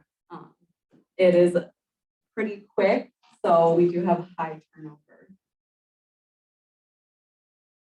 Quite an asset over the years. We've tried our very best to service these individuals in the county, and we know how difficult it can be for them to get help, especially with some of the things that they're needing help with. And the judicial system especially is very confusing for people that are trying to navigate that. So we do appreciate any help we can get. I'm sure the sheriff's familiar with the program. Yeah, we do work closely with law enforcement agencies. Yeah, and it's been extremely helpful. We were even at National Night Out last week. Thank you. Yeah, no problem. Interest. Thank you so much.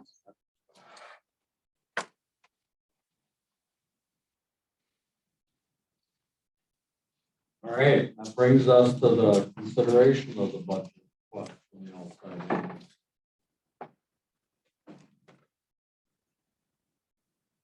we need to make a recommendation to the board. No, a recommendation to the administrator to include the requests within the proposal. You can, this is your opportunity to comment, discuss. You guys feel strongly to support one or the other. You can do that.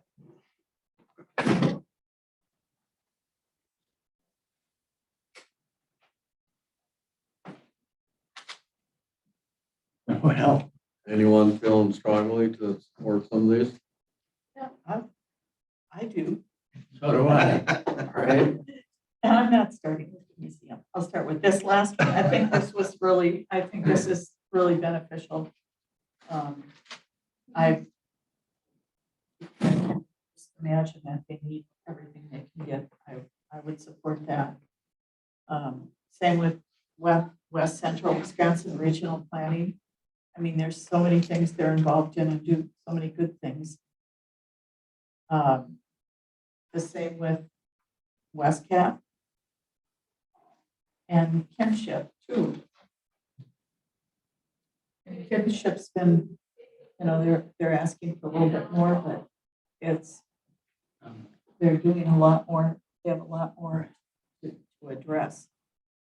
And I know personally different people who are those mentors in kinship and have been for years, and it really is a good thing.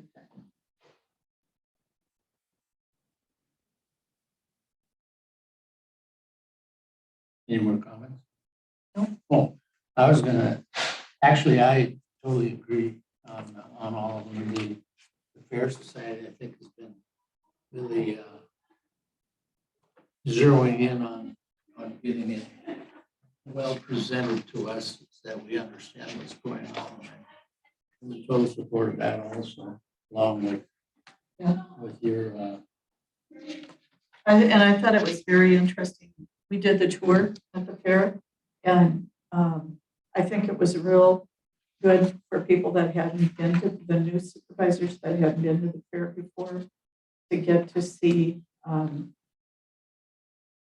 just what it's all about and areas they're lacking support in and that type of thing. I mean, I think it was a good tour. Thank you. I enjoyed it.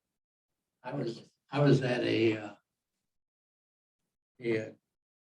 new chairman or chairman's seminar down in Wausau at the time that the tour was being conducted. And however, that seminar spent 2 days of conversation with, there were, I think, 50 counties represented by the chairman or first vice chair. And there was a tremendous amount of conversation. The whole program was geared to stimulate exchange of ideas and things. And a fair, I brought a fair up to a couple of people, and they were familiar with our fair program here in Polk County. It was kind of exciting to hear that. So, but I think we've got a good relationship going, and I certainly want to maintain it. I would direct that we ask Vince to include their needs in our budget program, along with the rest of them. First, all of them. I think they're reasonable, well thought out, and well presented.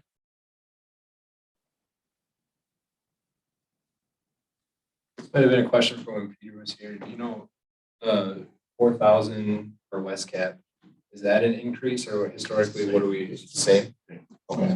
All the same. I found it interesting, and maybe there's some more discussion to be had there with regard to the housing discussion, but a lot of what West Cap does is some of the same things that they're talking about doing here, and maybe some effort should be put forth in trying to determine a path to go down versus jumping onto another one when we already have one that we've funded in the past that already exists.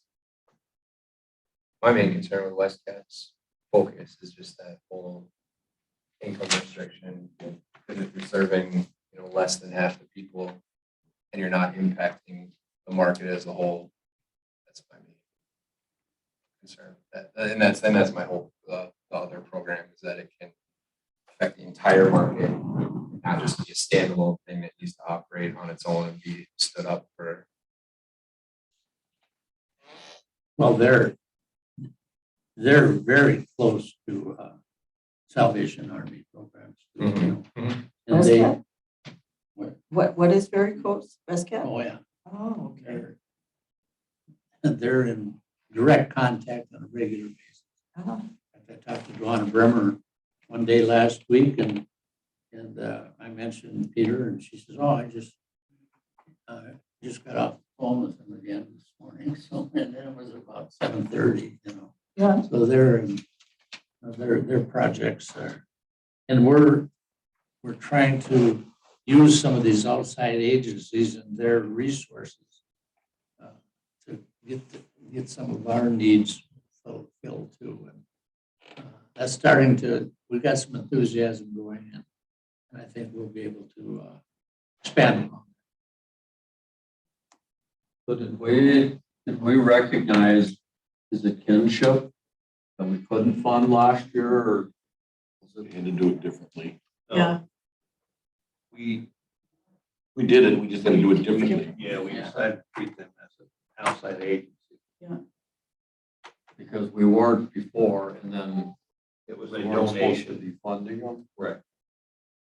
All right. So what, Vince, what's your thoughts on if it's for the budget? I mean, is I feel good about all these groups and their causes and what they're doing. Most of them, I feel like no problem. There are a few that I think I might want to go back and get more specifics. Kinship, for example, asking for more money. I did, unless they sent them to Don or to Chad, I have not seen their financial report. I don't know, for example, how much they received this year or whatever from the blue out that they had. Are they generating more funds? Right, and I think last year we would have given just about anything, I think was the kind of the tone in the meeting. And I think, I want to make sure that any increase they're requesting is justified, and not just them, I mean, any group. Yeah.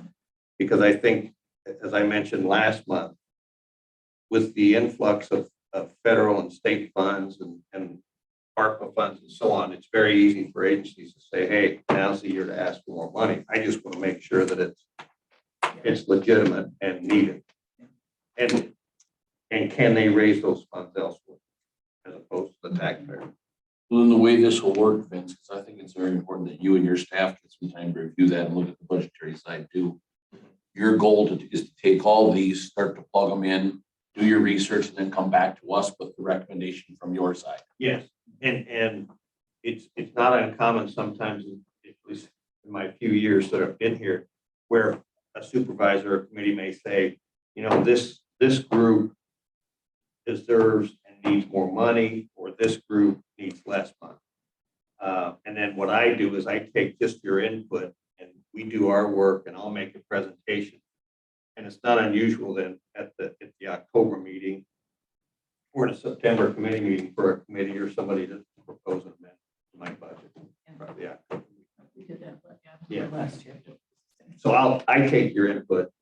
I just submit the budget to you all, and then you can amend it or whatever. But I usually have a better clue as to what and why we're making those recommendations. And doing the due diligence behind understanding where they're at financially and. Right. So what about the ones we saw last month? Do you Same.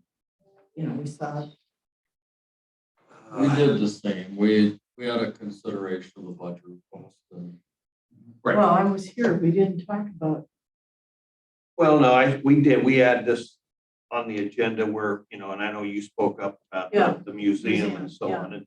And that's one I got to look at too. Yeah. Because, as an example, the museum is a new organization to receive funds from us over the last few years.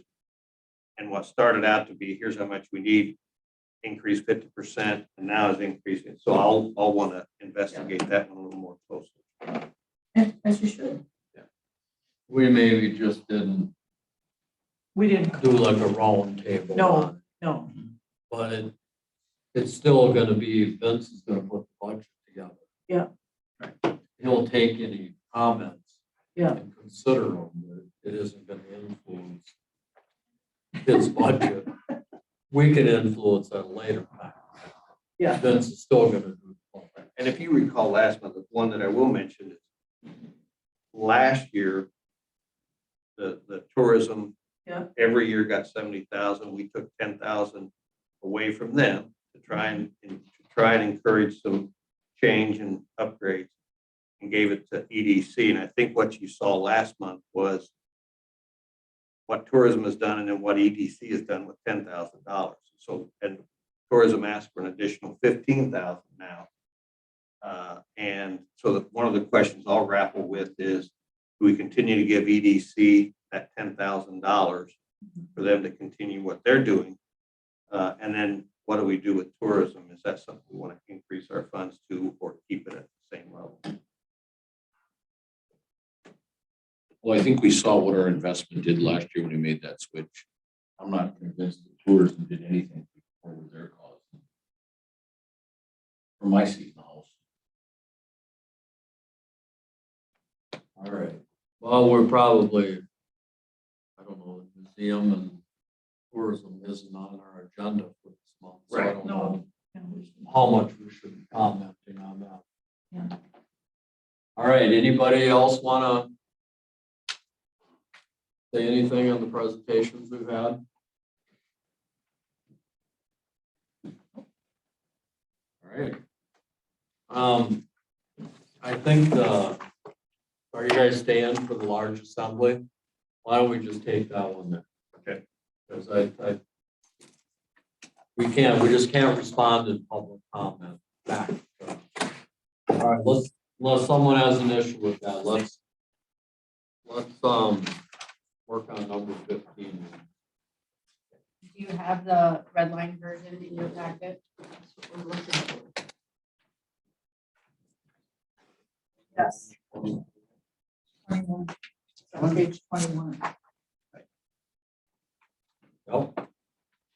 So after the discussion, the first go round, I met with Brian Hobbs and Bob and others. And we went through and made some changes, adjusted specifically the question about emergency services personnel. There is no intent to have this apply to the fair.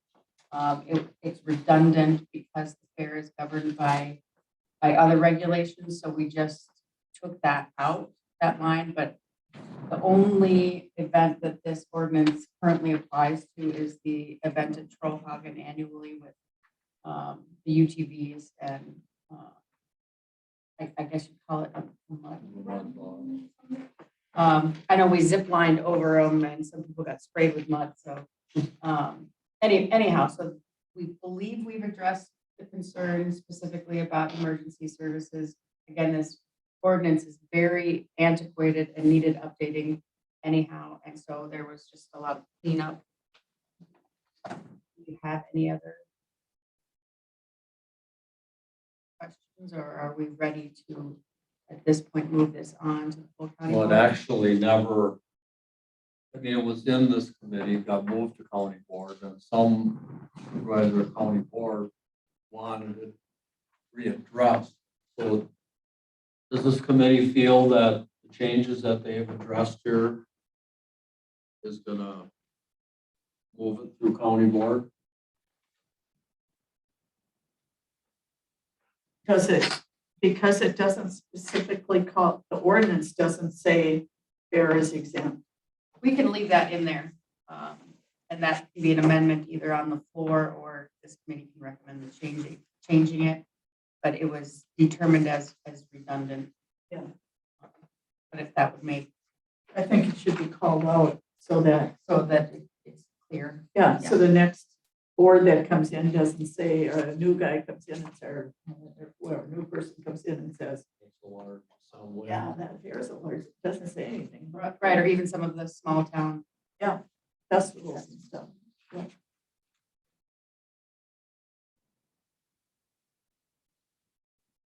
So you'll do that, and then we're gonna move to county board. Move it to county board with that change. Yep. No problem. Anything else? We didn't take any action on it. We wanna have a motion to move I it. think a motion would be appropriate since the board kicked it back. I'll make a motion to move it to county board with that adjust our amendment, whatever. Seconded. And with recommendation or with both? With. With the recommendation. Any more discussion? Not all those in favor? Aye. Alright, carries. All right, let's have a government center project update.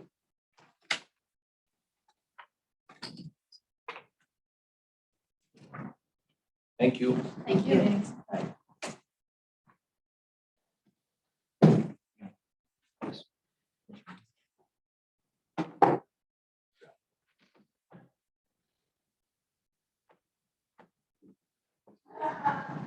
Good morning, everyone. Just a quick update on the government center project that we're going through. Moving along right now, it's as we're progressing through the phases. Coming along, next slide, clerk. Schedules, August 1st, we started moving down to the ground floor, people back into the offices, extension moved downstairs, the surveyor, some land information, they all went downstairs, and land and water went downstairs, they paid their offices. August 15th, next Monday is the big move date, that's where we go back into the main floor with the deeds and treasurer's office, land and water, followed by the clerks, and I think another week out for that one. So it's at that time too, we're switching the parking lots. Right now, public and employees use the east entrance. That'll be closed to everyone starting next week. And the main entrance will be back open again for the public to come into. Still waiting on items to be done on the main level. We have temporary doors in there. We're waiting on some windows. So waiting on light switches, all kinds of stuff waiting on those. We're still out a lot on like our lighting control panels are out till September. The generator is still December 1st, which is moved up now. Our transfer switch though is March of 2023. The main electrical gear is in February. The hot water heater, the water heater is supposed to be here in the next couple of weeks. The chillers are still expected mid-March of 2023. The coiling doors, middle of August. Those are the security fire doors for in front of the service windows. Wood doors are still 6 to 8 weeks out. We got temporary doors and we were able to get temporary occupancy for that space. Next slide. Just some photos of the inside. This is the new reception area as you walk into the building, front and back. Next slide. This is what it looks like right now when you come into it. The main lobby, the reception is here. They do not have the main lights in yet. They used to go in this week. Plus the overhead panels get boxed in. This is the joint lobby between the deeds office and the treasurer's office. There'll be benches in there also for seating for people to wait. Next slide. This is the county boardroom. New lighting, new ceiling. The ceiling's been raised up a little bit. You can see the carpeting in there. You can't really tell, but this area here has been bumped out slightly. It takes the pipes that were on the exterior walls inside to reduce them from freezing. That was a change we did throughout the project. Next slide. This is what the boardroom will look like, the furniture that will be coming in for that. So we kept it very simplistic on casters. We can move this around for other seating and other things for uses in the room. Next slide. This is the county clerk's office, their main window here. It's the main floor bathroom. The Heidi Heiners went in. The pictures are going in right now. So they're coming together rather quickly. Downstairs on the ground floor, this is the new water sample lab for land and water. This used to be the old file room. We made it into 3 different rooms, offices downstairs. Next slide. This is currently land and water's flooring. This was the issue we had with, this was the existing flooring that was going to stay. Good or bad, we found out we had asbestos underneath it, so we had to mitigate that and put this type of carpeting in. This is actually zoning space right here showing. You can see that the carpet style went over that to attach like that. Next slide. We were able to find a terrazzo specialist to come in and match our terrazzo flooring. Without doing that, we'd have to scab in a little piece of another material, which wouldn't look all that great. Being a mechanical upgrade, you know, most of the upgrades you don't really see because they're above the ceilings or in the walls, but this is some of the piping replaced behind the bathroom on the ground floor, getting rid of the old galvanized piping. Next slide. The important stuff of our budget of $6 million as of August 5th, we paid out $3 million so far to the contractor. Contingency to date right now, there's about $23,000 left. Had LHB look at the project and Market Johnson to forecast out where we're going to land. We got a lot of lead times out here, a lot of stuff going on.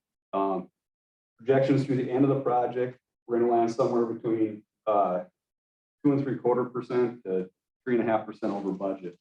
What that number is about 246,000 on the high end. We had them do really conservative estimates on that, so we didn't try to lowball anything. But that's about where we think we're going to hit, about 246,000 on the high end. Hopefully it's closer to 200,000. We're watching this closely as we move into phase 2 with the market right now. Some of the issues we've been dealing with was the asbestos, fire code issues. Items are not shown on the plans that were updated since 1974. So when they get in there, it's not there, so we have to change them. Lead time for materials, as the one slide showed. We're waiting on things. I mean, just light switches and common things. And inflation and current economy with everything being so high priced right now, the things you go out to order now, they're really expensive. But that's kind of the update in a nutshell on the project. I do it at county board, I'll have better pictures because we won't be in that space by then.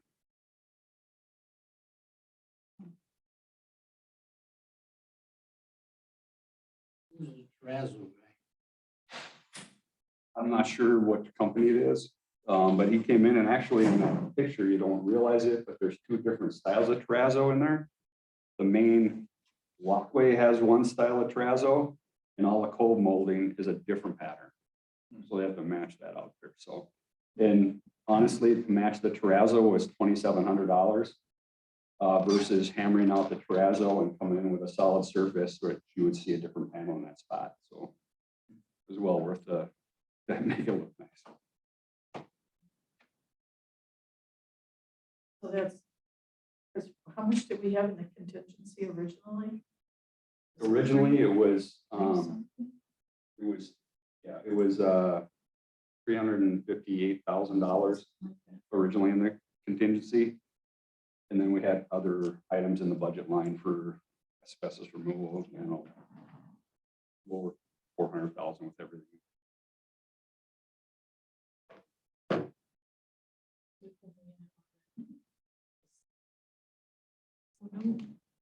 All this stuff was gonna go crazy with pricing and stuff. I like to say, you get into an old building like that, behind the walls, you never know what you're gonna find. Right, and there's, you know, a lot of behind the scenes pushback, you know, as you get a change order or request something different, you get a price on it and you go, no, that price is wrong, it's not gonna work, it's way too much to move that pipe. They go back and refix their numbers, so there's a lot of that going on the backside between Market and Johnson, the subcontractors and us.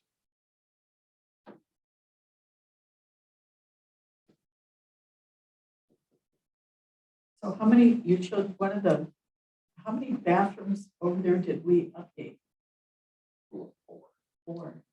The main ones that are stacked right on top of each other, Yeah. and then in the green room on the top floor, Yeah. that's turned into a handicap bathroom since that bathroom up there can't be expanded to accommodate handicap. Okay. All right. I guess. Thanks. Yeah.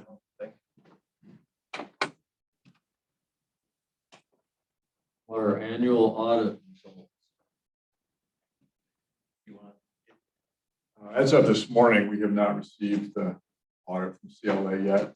The good news is that they kept us in compliance with DOR Tax 16 regulations and had our information for the Department of Revenue uploaded by the 1st of August. So in terms of staying in compliance with state regulations, we're good, but we still are waiting on the general audit. We have received the GAM audit, which is separate from the general audit. The Golden Age Manor audit. Okay, damn, I thought you said damn. That too. I might have said that. That's what they use in or out. But you got the full, I mean, the preliminary report. Yeah. Yeah. We can do that again.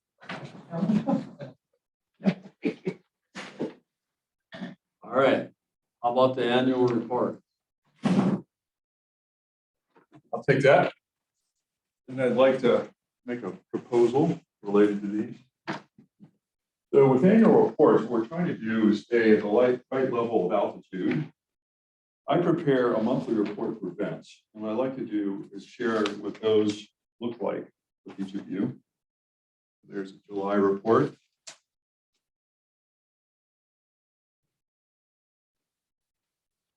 July. So there's a lot of detail in these about the things that are going on with general government division and the 3 or 4 departments that report up to that. There's not really a model for divisional reports.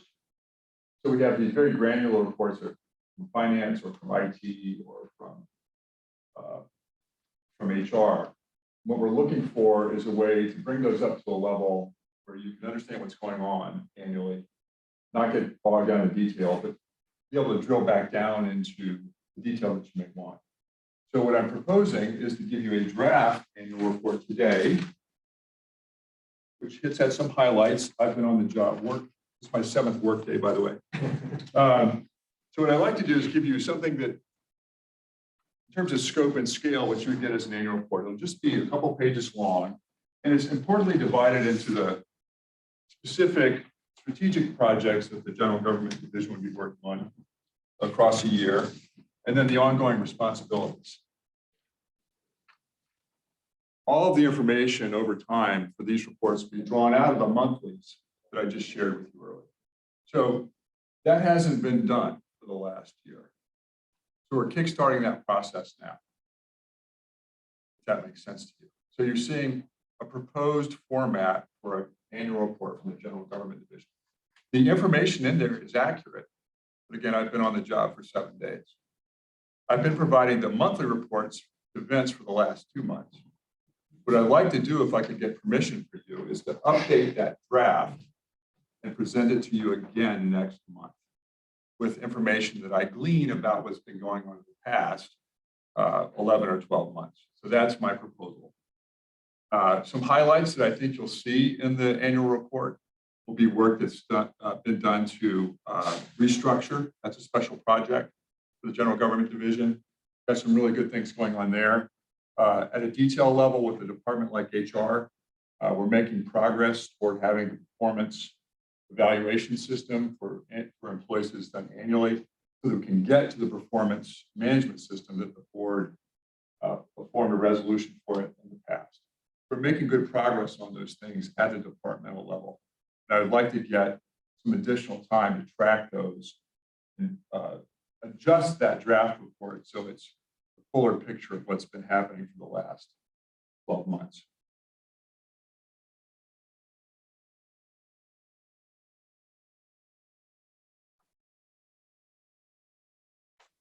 Is there anything needed on our end other than general agreement or? So, Brian, thank you. I think what we'd like to do is to get all of the division reports at about the same level of granularity. So one of the things you could do is to, and I'm going out on a limb here because Vince and I have not specifically addressed this yet, but I would think that you could consider whether or not you'd like to have the reports from each of the divisions in approximately the same format, with approximately the same scope and depth of coverage.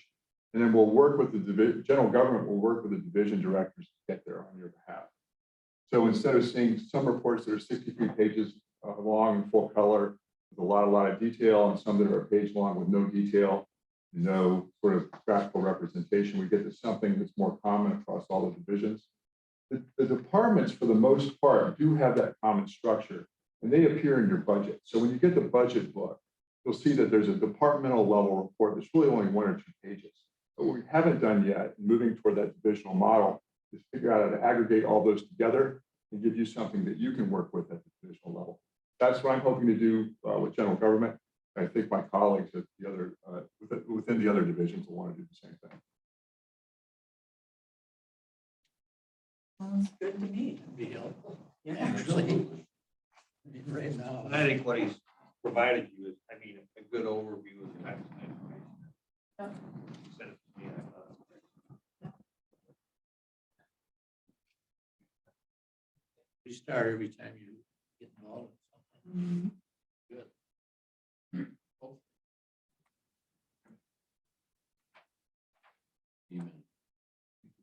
Yeah. All right, we'll move on. We're gonna review, make recommendations on the fees. You get to hear from me again on this. I have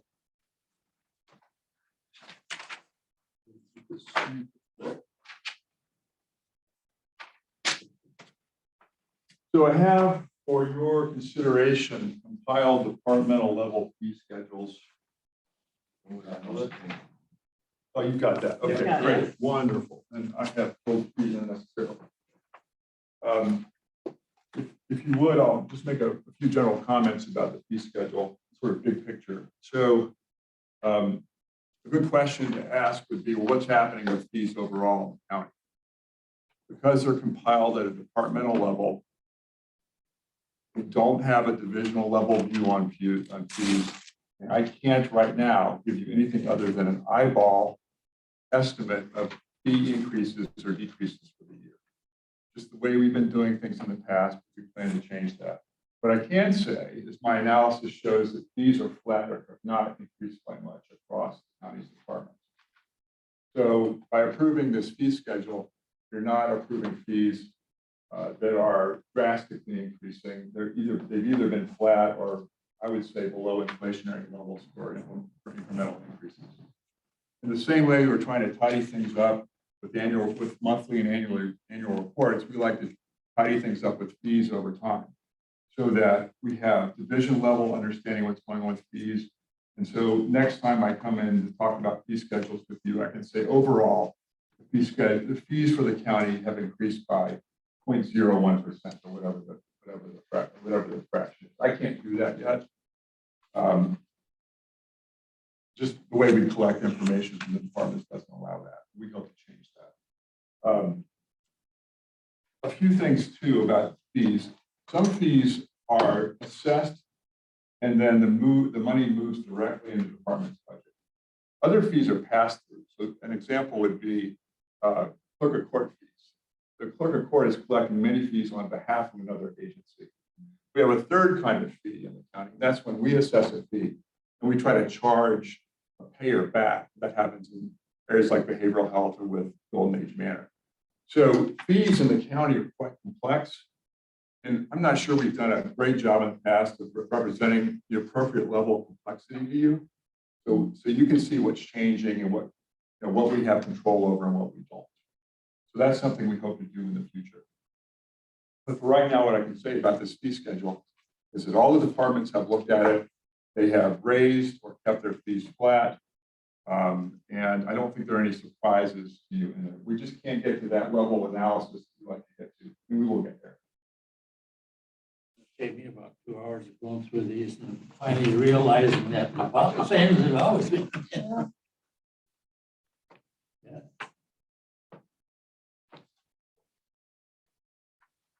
Well, I think we addressed that a few years ago when we went after that. The cost can only be of the service. We're not in it to make money. Not in business. So a lot of them were brought more in line. And since that time, I think we have a good fee schedule. So does this will be at a county board, won't it? Correct. The resolution has been prepared and it's in the county board packet for the meeting on the 16th. You just need a recommendation from this committee to. The resolution should be on the back of the fee schedule. Yeah. Yeah. I just don't see it on the. Yeah, 3922. Or 37. 9. It's 3920. Oh, it's not on there. 3922. Yeah, it wasn't on the agenda. We got it late. It just came out Friday, so we sent that information out by email and put that additional packet together.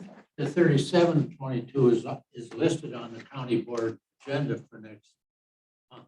Oh, is it? Yes, it is. Had a call on that, wondered how it got there was how it's committee. Oh, So it'll be on the, Right. That one could be struck. that On was the it. floor. well, either that or put on by this committee. Right. Right? Yeah, and I think sometimes what we do is say, here's one that's coming up, let's put it on the agenda. So we don't have to amend it. And then we can always take it off. Well, then you would have to amend it. No, I understand that. That's what I tried to explain to one of the members. All right, so our recommendation on the fee schedule is going to be that we adopt this resolution or move this resolution to county board with our recommendation. Right. So if we can get a motion on that in a second, we'll do that. Go ahead. I'll make the motion. I'll second it. Any more discussion on the fee schedule?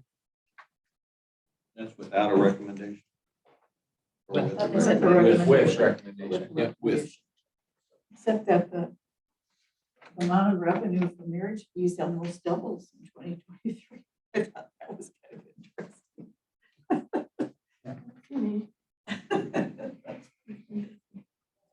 Any other comments on the motion? Not all in favor? Aye. Right. Carried. All right, now we're gonna spend the remaining ARPA funds. Next. Yeah, this, and Mr. Olson is not here, but I believe this is one Mr. Olson has proposed in a nutshell, and maybe you could, do you want to address it? I could- Sure. So I worked with Supervisor Olson to draft this. His intention was to take whatever balance there is in ARPA and set it aside, at least for the 2-year timeframe, so that it can be used for budget overruns that are not personnel related, except that you would still have to have a new resolution to tap into it. So it wouldn't be just a blank check for departments that have overruns, but they could use it as a way to say, hey, you know, for example, we had, you know, so many more children placed out of home care because of, you know, this particular issue this year. And so because Or of like that, what we just heard from Mo.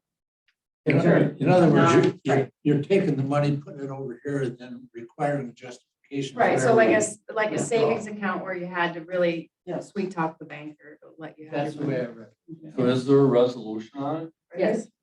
That's the fee schedule. Oh, Oh, it's on the. There's a resolution. it's 3722. It's 3722. Right. The agenda That's packet mixed up. 18. Wonder. I read it, but it's there. Yeah, 18. And it's,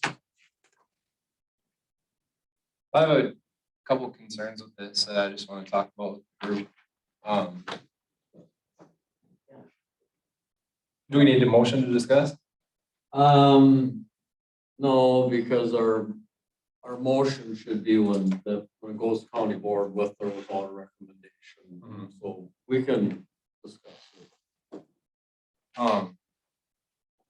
My understanding so far in our discussion about ARPA funds has been to kind of slow down and make sure that we're considering best use for those funds. And on the 10,000 foot level, like the very high level view of this is this puts a stop to everything. And it says this is what that money is going towards. But then on the other hand, I've looked at what other counties have done with their ARPA funds, and I understand we've talked, you know, I've been told many times that this is designated as lost revenue. We can do whatever we want with it. It doesn't have the same restrictions and things, but in my opinion, it still doesn't change the spirit of the money and its purpose. Things like that. You know, other counties have done things like identified specific needs to that county and addressed it with those ARPA funds, because originally its intent was to serve a purpose, you know, as a helping hand because of our unique situation over the last couple of years, and not to be considered as something that is, I don't mean this in a derogatory way, but as like a Band-Aid towards budgetary decisions. So like other counties have identified childcare needs and created programs to address childcare needs. Polk County has multiple law enforcement vacancies. You know, so we could be creating a program to incentivize or to make it more attractive for people to fill those law enforcement needs. Northwest Electric just recently doubled everybody's electric bills because of an increased fee, you know, because of the increased cost of energy right now. You know, I know our specifically in our home, our energy costs doubled because of this increased fee. I forget exactly what it was called.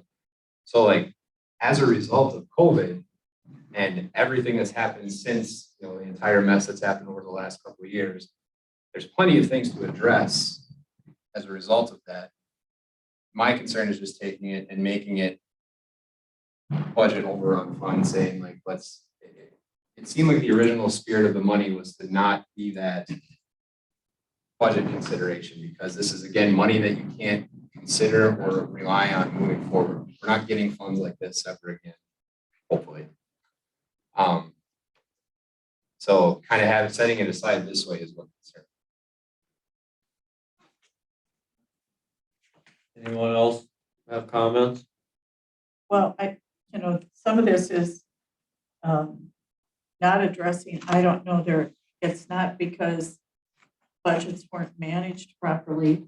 It's because of the concerns for the inflation that we're going, we don't know where inflation's gonna go. We don't know if it's gonna be 9.1. If we know it's 9.1 now, this last time, is it gonna be 10.1 or 15 going down the road? And we did not budget for an inflation like that. And there's areas like we just saw today, around the placement of children, the cost of vehicles, the cost of fuel. Those are all things that the county's costs are going up, not because of bad budgeting or anything, only because nobody knew this stuff was going to happen.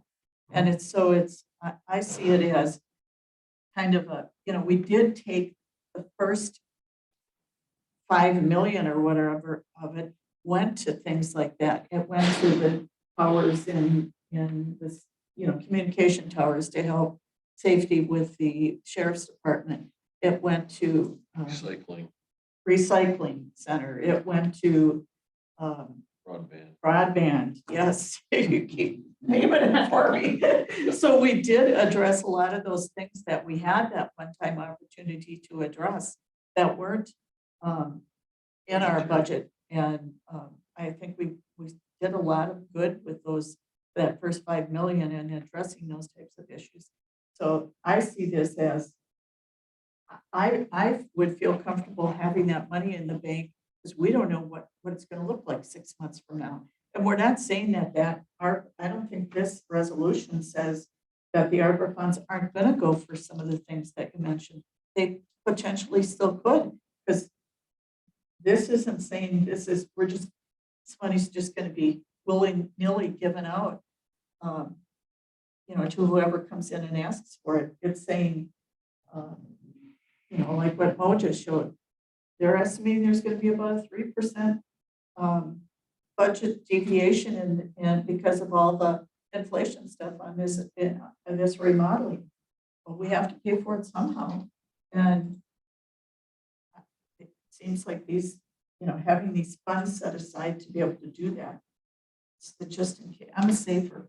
I'd like to see things either paid for or saved.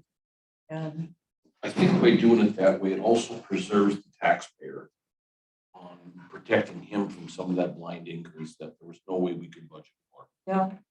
yeah, it does protect the taxpayer. I can tell you that Tanya Eichel from Human Services, kind of on behalf of Golden Age Manor, wanted there to be a consideration to have Golden Age Manor carved out as it relates to the personnel exception, because what they have been experiencing is high personnel costs as it relates to contracted staff.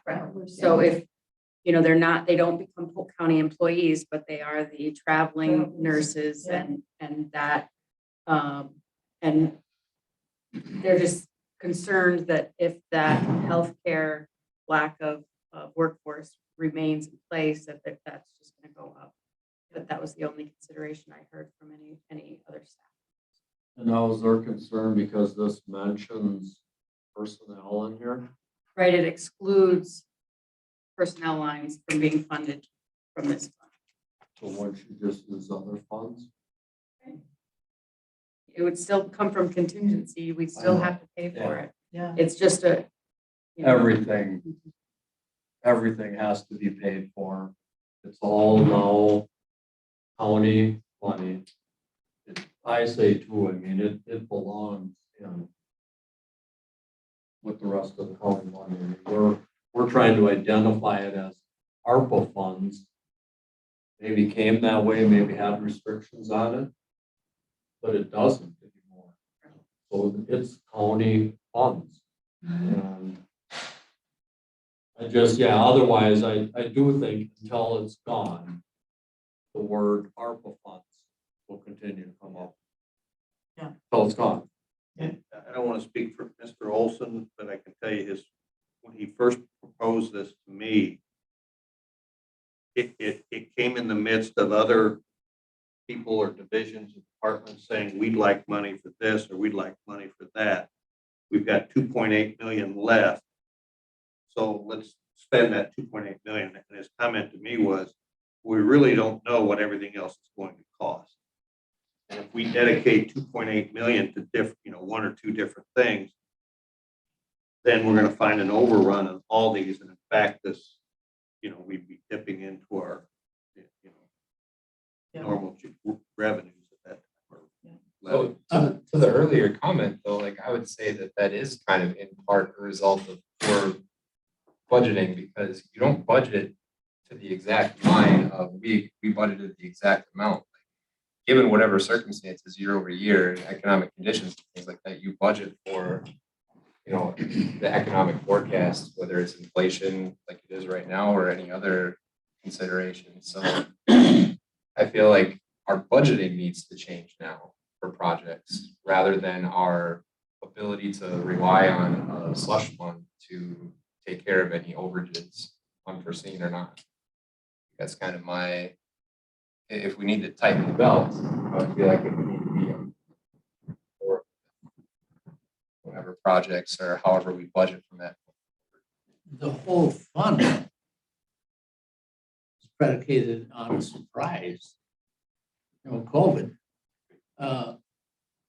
was an unforeseen event that where this fund came from. Are we restricting the use of this fund to department losses? Like we just talked about budgeting, we're restricting it only to the departments. What about if there's another surprise? Are we not, not COVID, right? But if there's another surprise outside of other than a specific agency, are we restricting funding from going to that?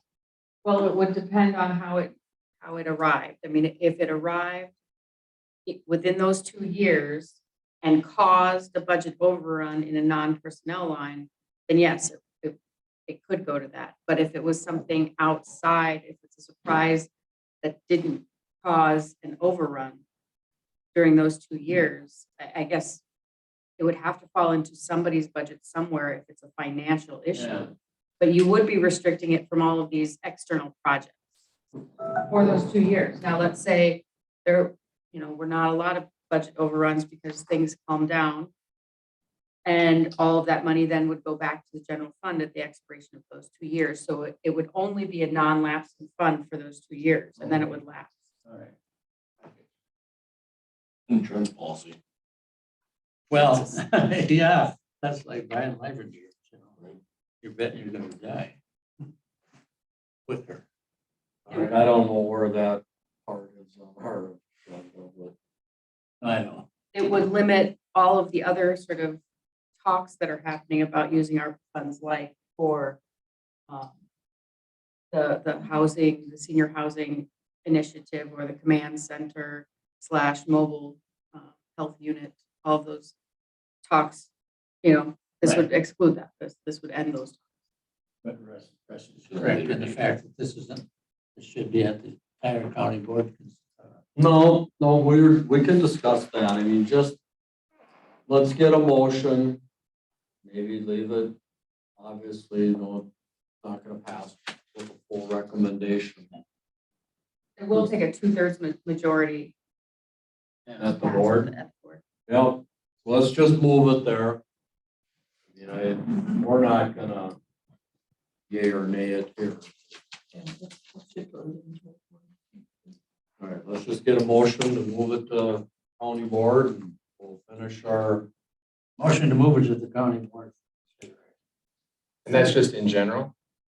just the resolution. Just Just the no resolution. recommendation. With no recommendation, just move it to county board. We'll have our discussion there and vote it up or down. All right. All those in favor? Aye. Is it, I don't know if maybe this is another time I just have a question about a procedural question. So kind of like how my example would be, Terry and EDC, have done a great job presenting us with a lot of information and background on the senior housing project proposal. And, that fits into ARPA funds and things like that. They've done a great job doing all that groundwork before we get to any point, like where there's a resolution on it. Why are we being presented with all of a sudden a resolution in the same way, using those same funds? Like, there was no discussion on any of this before it became, we're considering a resolution. Sure, so in the county board rules of order, there are different ways a resolution can come to pass. And one of them is by a supervisor having an idea, either bringing it to the county board chair or the county administrator, and they say, sounds like a reasonable resolution, go ahead and have staff draft that. So this committee, again, after hearing the presentation, could have said, that's awesome, we wanna get moving on this and lock it in, draft a resolution. And we would have done that as well. And if you as a supervisor have an idea, that would be the way. You either bring it to a committee and have the committee decide to have staff draft the resolution, or bring it to the county board chair or county administrator. And believe me, there's a lot of different opinions on what goes to the county board in the form of resolution by different counties. I mean, that took up a heck of a lot And of sometimes time. too, Ryan, you almost think it might be better than 5 of us sitting here having this conversation. Why wasn't that presentation and the conversation held with 15 supervisors that are ultimately going to vote on it? I mean, it just, in committee, we can send it with a recommendation. Us 5 have the details, but just, I don't know, maybe someday it'll change. No, get worse. I don't think. All right, let's try to stay focused on it. But nothing wrong with asking a question like that either, if you don't understand the procedure part. Yep. All right, so does that bring us to committee work plan? Did we vote on that last motion? Yeah. Yeah, we did. Yeah, we did. All right. All right, what's on our work plan?